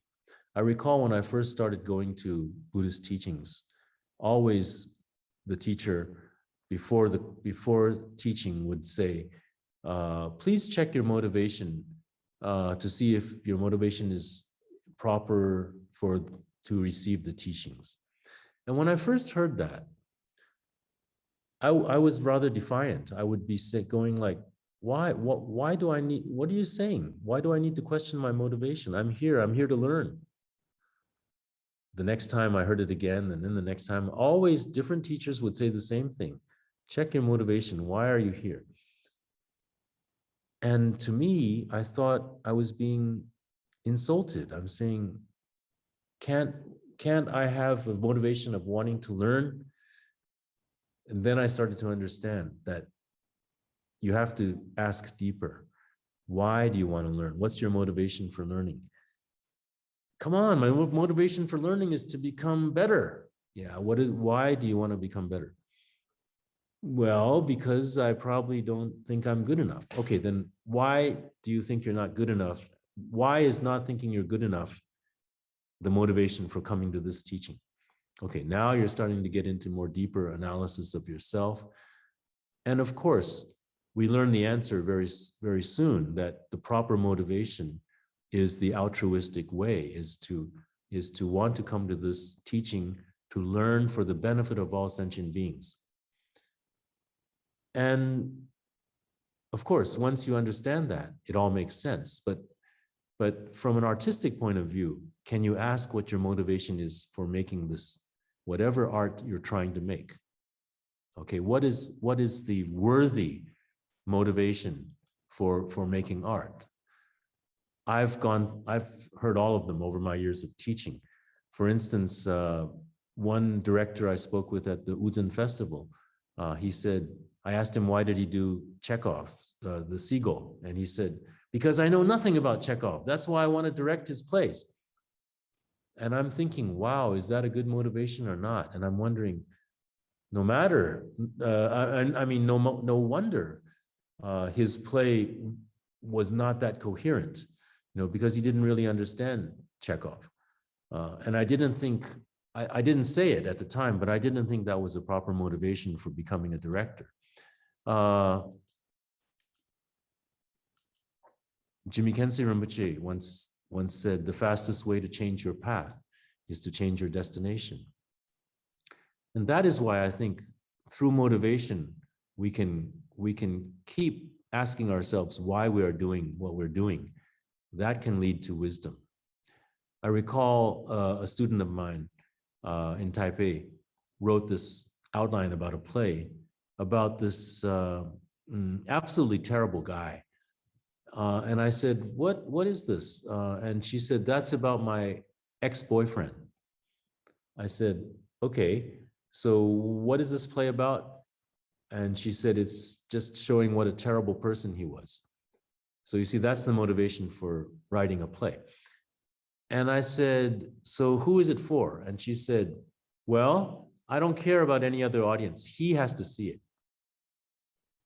And I said, okay, so you wrote a play about this terrible guy, this a-hole, and he needs to see it. Then do I need to see it Can I not see it? Can I not be part of this? I don't want to be part of this. And she got the message and she changed her topic.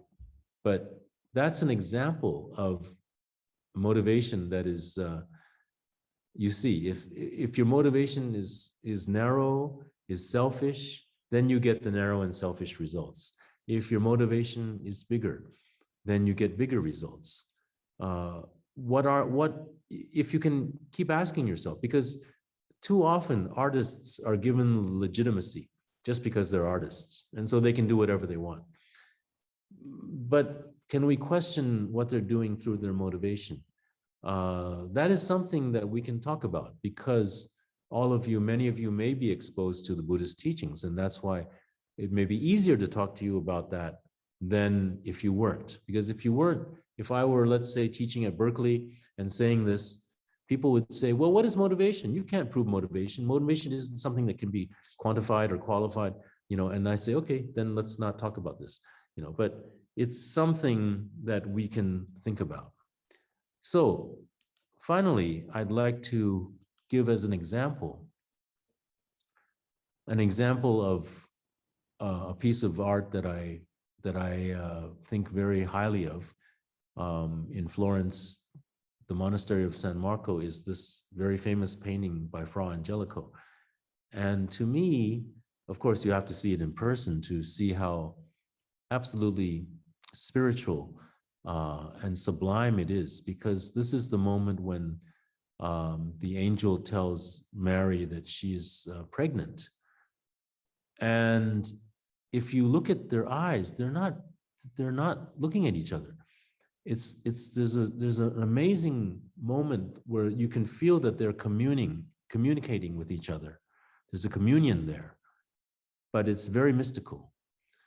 About Fra Angelico, his contemporary Vasari wrote, some say he would never take up his pencil until he had first made supplication, and he never made a crucifix, but he was bathed in tears.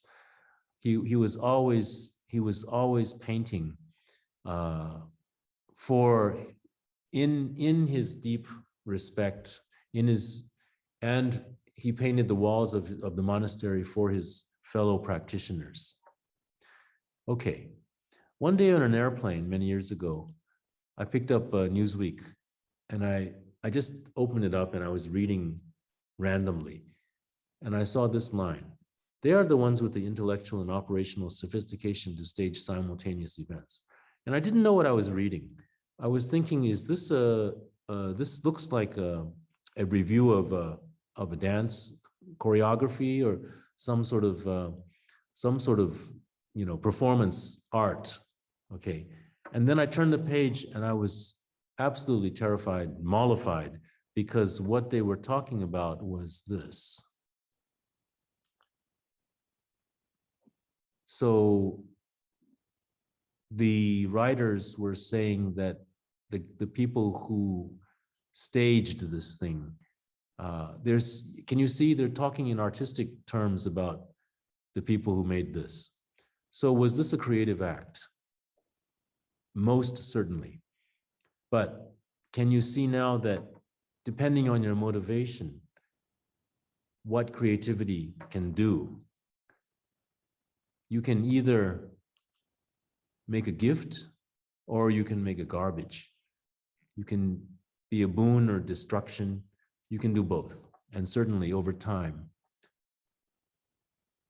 that is what creative people have done. And it is what drives you that decides. I think with this sentiment, I will open it up to questions.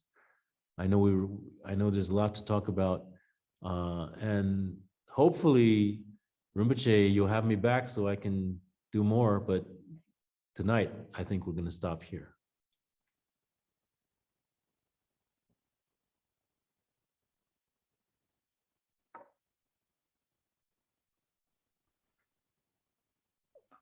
Can you stop your screen share? Yeah. How do I do that? It should be on the bottom. Did where I the do green that? button is. Did Center. now Is it done? Did I? Not yet. Not yet. Okay. So how do I do this? Because it says new share. You are. I see. Wait a minute. Now let me see if I can. Go down. You know where you see the chat with the two numbers on the I side. see. There's a screen share. Yeah. You should be able to put it off. Stop share. Now we did. Yeah. It. Okay. There we go. Right. Good. Okay, now we have a question on Q&A section. If others also have a question and answer, you may drop it down to our Q&A section on the bottom left. So our first question we have from Nima Dorji. If you were a teacher, I mean literally a school teacher, who go to work, teach, check homework, attend meetings, etc., what would you do differently to teach and enhance students' creativity? What advice would you give to us, a teacher, so that we touch our future students better? Okay.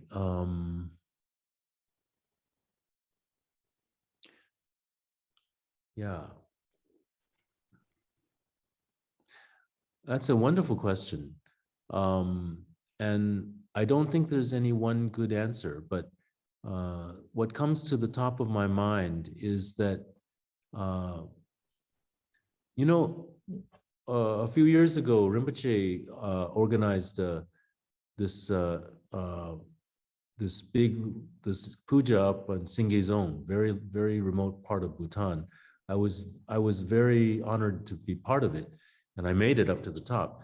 And on the way, I was speaking with some friends, and they were talking about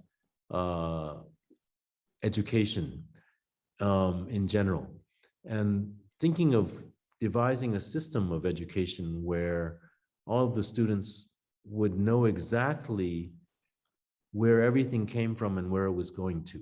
So let's say we come back to this thing. Okay, so where did the water come from? Where did the bottle come from? Where did the label come from? Where is it going to go? And once you know all these things about everything, for an elementary school student, I think what we're talking about is an understanding of cause and effect. To me, if as a teacher, of course, if we want to talk about creativity, we have to let them understand that in their lives that we are trying to create. Society is always creating labels on everything.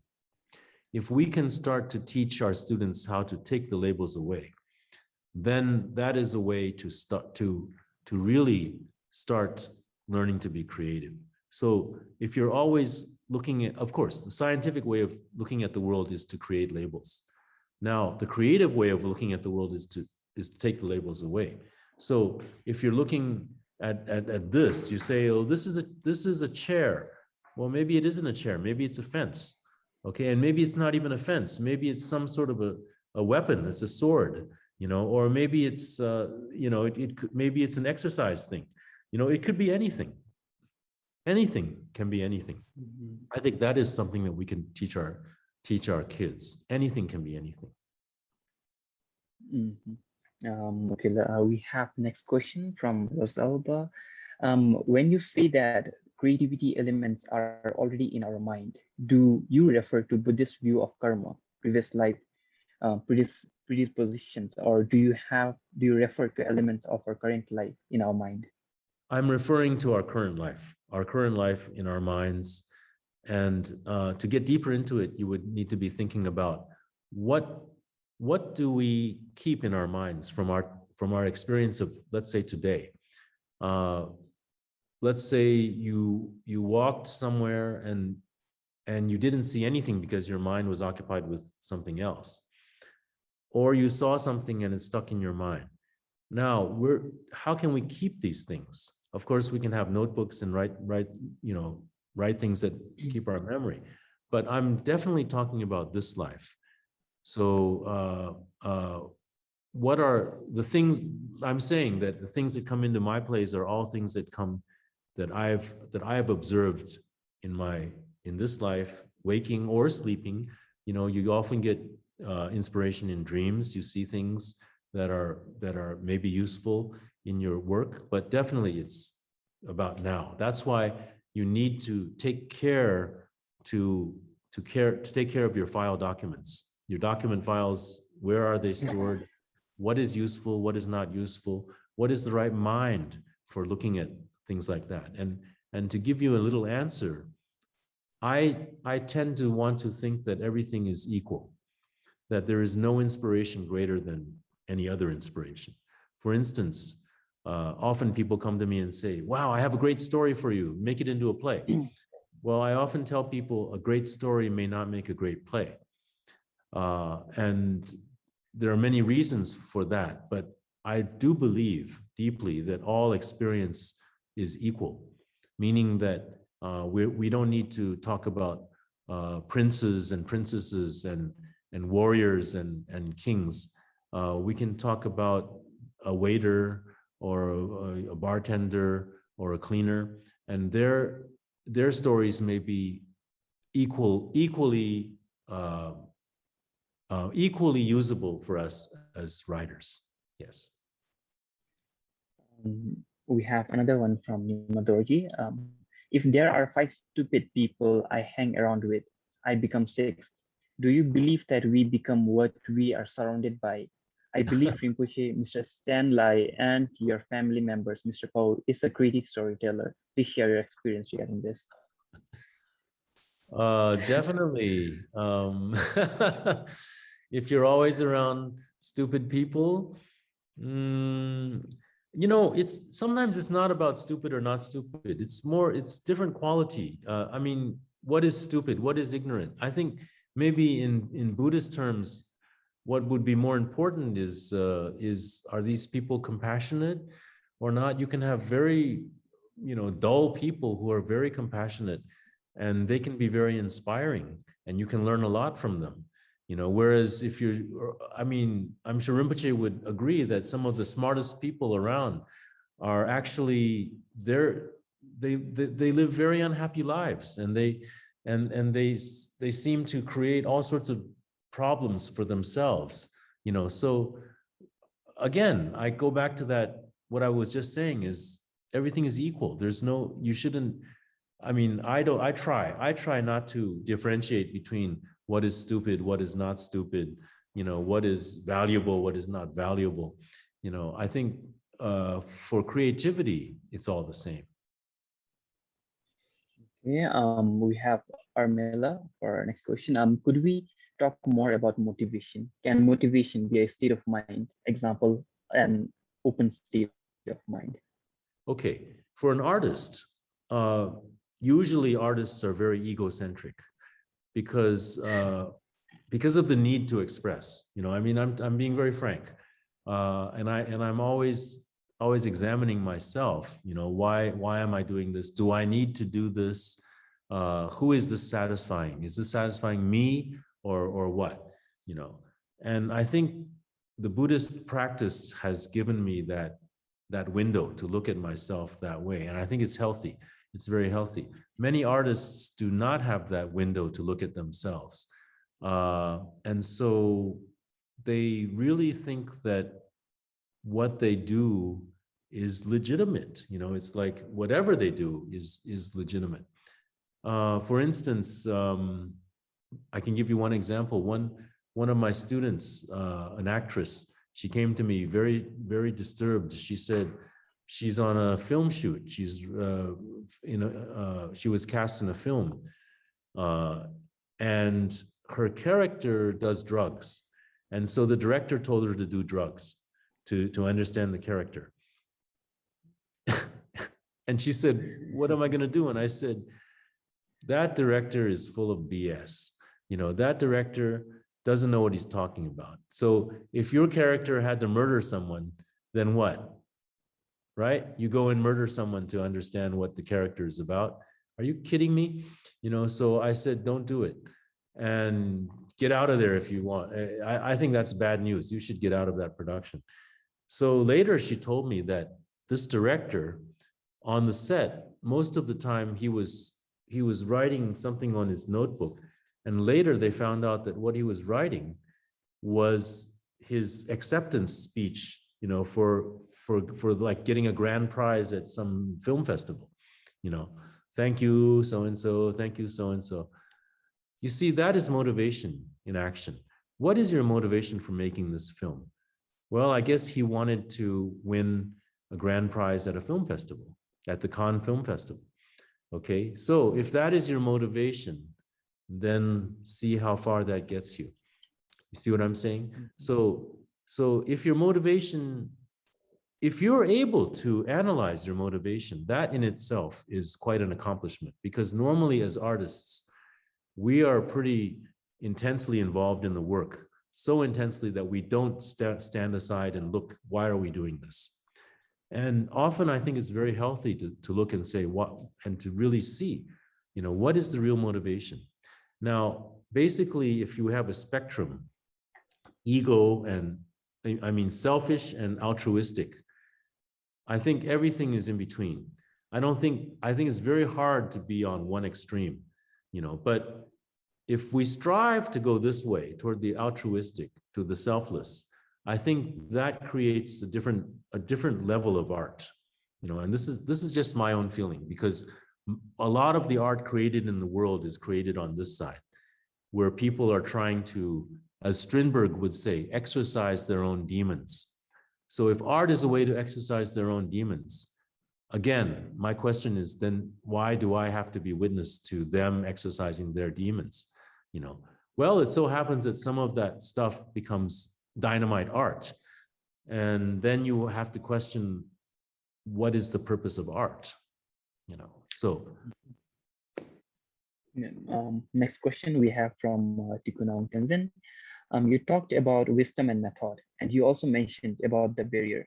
How do we recognize the barrier and overcome it? The barrier is our not being creative, So in other words, if you look at the sky and you don't see that dog, then you should have an alarm going, what happened to me? Why can't I see that dog in the clouds? Or why can't I see this is a spaceship, or this is something, I think, the barrier is, if we talk in Buddhist terms, and Rinpoche, you might want to scold me afterwards, but I really believe that the barrier, the source is the Buddha nature. And this is something I don't talk about in the West, because I don't think people can understand easily. But if we can unlock that source is incredibly, you can never finish using it. It's always there for you, And what it is the connection between everything. Meaning that if you see one thing, you can see everything. And meaning that if you see one thing, you can make it into something. That's creativity. And that, if you're at the source, in the source, everything is connected, and nothing is it's all equal. Everything is equal and everything is connected. And if you can have that view on life and everything that happens in life, then I think you become a very creative person. Okay. Next we have from Sringdorji. What are your thoughts as a regular visitor to Bhutan on the state of art and creativity in general? And also, what are your thoughts on Bhutanese theater from the past, if you have watched any? Mm-hmm. I haven't been in Bhutan since 2013. Unfortunately, I'd love to go, and I haven't seen much. I haven't seen any modern contemporary theater. I need to. I would love to, and I would be so excited to see what you guys are doing. Yeah. So the next possible moment, I'll be there, and you have to perform for me. Okay, from Armila again. In this talk, you could only touch the subject of how to break what blocks us from the source. Could please create an opportunity for you to develop this subject? Sure. And I also urge you simply that if you are a student of Buddhism, then the meditation definitely is a way to find your creative self. to if you meditate, if you meditate and are able to get into the moment of not doing or not being anything, that actually is a very creative moment, because in that moment everything can happen. When we block our minds with all the things that we think of normally, our minds are full of everything, then there's no space, because creativity needs space. And if you don't have any space in your mind, it's all solid, then there's no creativity. Creativity needs to be liquid, needs to be gaseous, so that there's space for ideas and for events to come together and connect. So meditation is the way to do it, because meditation clears everything out. And when everything is out, then things easily connect to each other. Okay, there is no name, but just an initial, that's S. And his or her question is, for a lot of artists, blue sky, this limitless possibility can be a huge obstacle for starting a creative expression, a project.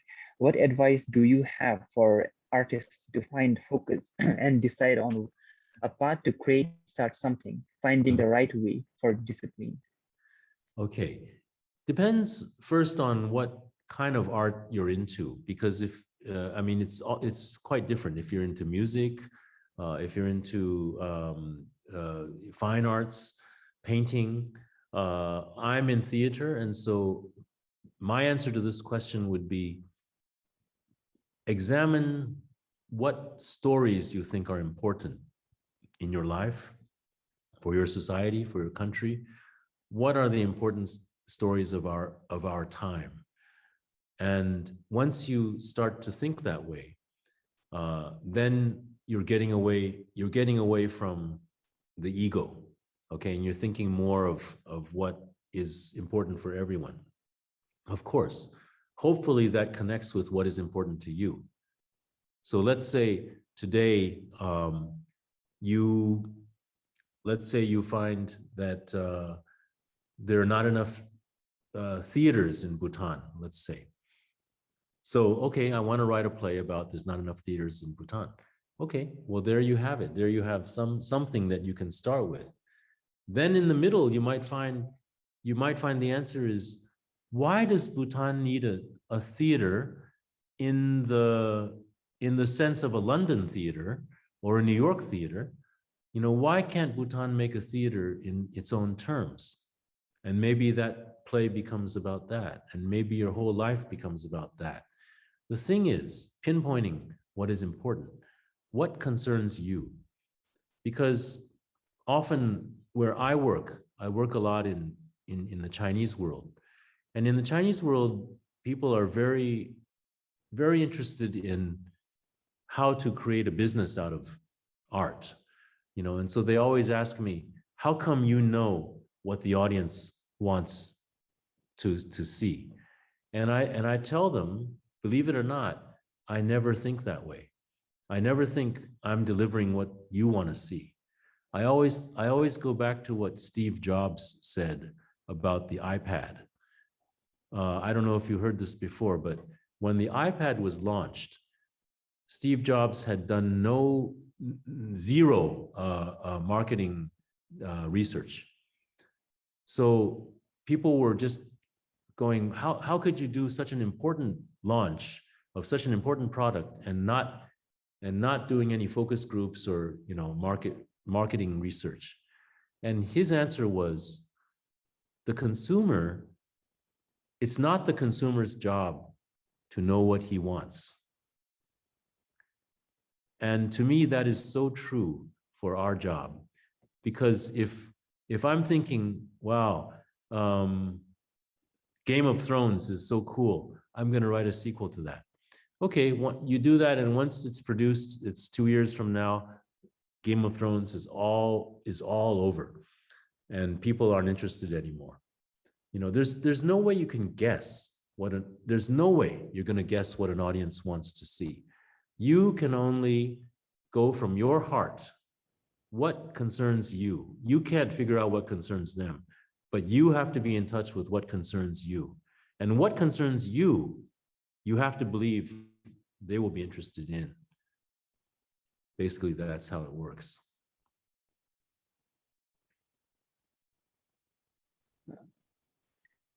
Okay, our next question we have from Balaraj. Were you trying to hint that one of the important sources of creativity is reading books? Like readings could be act like files stored in our brain that could be retrieved, or yeah. Sure, reading is always helpful. I find a lot of the stuff that ends up in my plays comes from my reading, and often you might laugh at this, but the reading is from newspapers and stuff. It's like, or from the internet. I don't read too many novels or plays or things. You know, it's funny. It's just that I'm always. There's one thing I didn't say today is that I find myself always still at my age curious about life, about humans, about what, I mean, there's no limit to what humans do, you know. And so when even at my age, I say, what happened here? I mean, recently reading about this person who murdered someone, and before that, he had disguised himself as an old woman in an elderly home and killed this person in the elderly home, and blah, blah, blah. Anyway, it's mind-boggling what people do. So I'm always curious, and often my sources are the newspapers. Okay, next, from Sonam Wangmo, how does one become a brave artist in a small, homogeneous society? How does one find their own voice in a community that believes in conformity? Good question. All these questions are good questions. As an artist, it's hard to conform, but at the same time, you know, when I started in Taiwan, I worked under martial law, which meant that all of my scripts had to be censored. They had been sent to a censor, and the way I worked through improvisation made it impossible for me to send a finished script to a censor because it wasn't done yet, you know. So we had to write fake scripts that of course, we were sincere enough to say that we think this is what we're going to do, but we had to write full fake scripts, send them, and then even feed them lines that we knew they would want to censor. So the script would come back saying, okay, you are permitted to perform, but you need to take out these lines, you know. And so we would say, you see, we put these lines in so they can take them out. So, you know, all my life I've been working under different sorts of restrictions. And there's really maybe a brief time in Taiwan in the late 80s and 90s was a moment where we could do really anything. I mean, just basically really anything. That window has closed. So I don't think there's anywhere in the world now where you are really free as an artist. There's all sorts of, I mean, even like America or Europe, there's just so many man-made limitations on what you can say, what you can do. There's so much political correctness these days that it makes that, you know, I just sort of turn away from that and say, back to the question, what concerns me? Well, I do hope that what concerns me is something that is eternal. The eternal challenges of humanity, the eternal questions that we come to. I think in a society that demands conformity, there's still so much you can do. There's so much. You see, art doesn't have to be revolutionary or even I'm searching for a word which is sort of destructive in a way. Some artists like to be destructive, but I like to be constructive, and I think there's so much that can be done, even if you're in a more restrictive situation. Okay, since we're running over time, we will have this last question for the day. It's from Sophia Sharma. Could you please tell us a little bit about your writing practice? Do you have a set practice, and when and where do you prefer to write? Okay. Maybe that's a good lead-in to Paul, to some other session about how I actually do it. You know, because as I say, I use this mysterious process called improvisation. Actually, my plays are being, in English, are being published very soon by the University of Michigan Press in America, 3 volumes, 12 plays. And I have a preface that I wrote called How I Write Plays. I'd be happy to post that. How I can give that file to you, and it explains how I use improvisation to work. But in a nutshell, what I wanted to say was basically the word playwright is spelled still with W-R-I-G-H-T. Okay, it's not W-R-I-T-E. So writing is not writing, but wrought. It's like wrought iron, or you're wrought, you know, you're shaping something more than you're actually writing something, you know. So if choreographers do all their choreography in the studio, and if painters paint in where they're facing the mountain, why shouldn't we build our plays in a studio or on stage? You know, I really think that we should be doing that. And that's what I do. Basically, I write my plays while my actors are there. Sometimes, in other words, I give them situations and characters where they can improvise and I can improvise, and we come out with a script. But that, again, that is, I'd be happy to share all of these methods with you. And it's a set practice that has evolved over the years. And every day that I do that, I come back at night to my computer, I get all the transcripts from the improvisations, and then I edit them.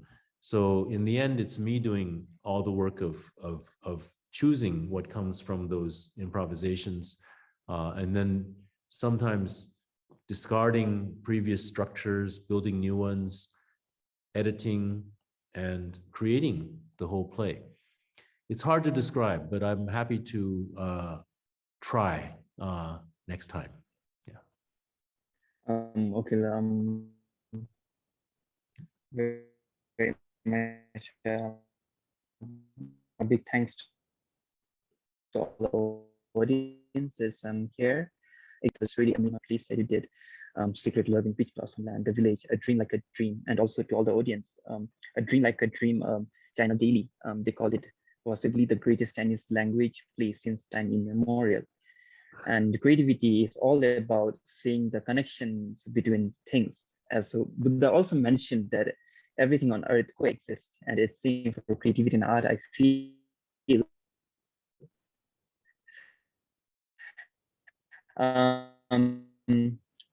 all the accumulation, we have to go through stories of other people, as Stan was mentioning. It could also be seen about all the experience that we go through every day. And things doesn't happen suddenly, but it's all about accumulations over time. Maybe it's about asking what if questions to ourselves. What if we didn't have Stan up with us today? We would be in darkness for another decade or so on theater, art, and creativity, I feel. But again, it's all about what kind of app, Stan was mentioning, what kind of app that we are having with the permissions that we have with the app, what kind of files that we get. Wisdom and method, and there is no end to the amount of creativity you can have. We hope to have our driving force do the works to bring our creativity in us all. If you like, again, as Rinpoche mentioned, the fastest way to change your path is to change your destination. With that, I would like to thank Stan and Rinpoche for this wonderful event.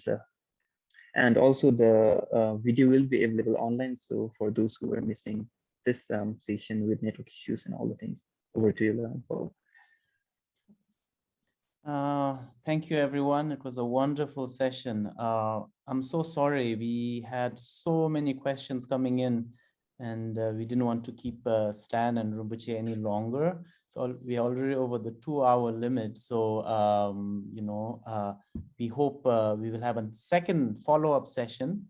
And maybe during that, we can bring back the questions we weren't able to answer. And actually, Baba, they are asking for a creativity workshop next time. So, maybe in the future, I would love to. I would love the to. Samtse events can be that.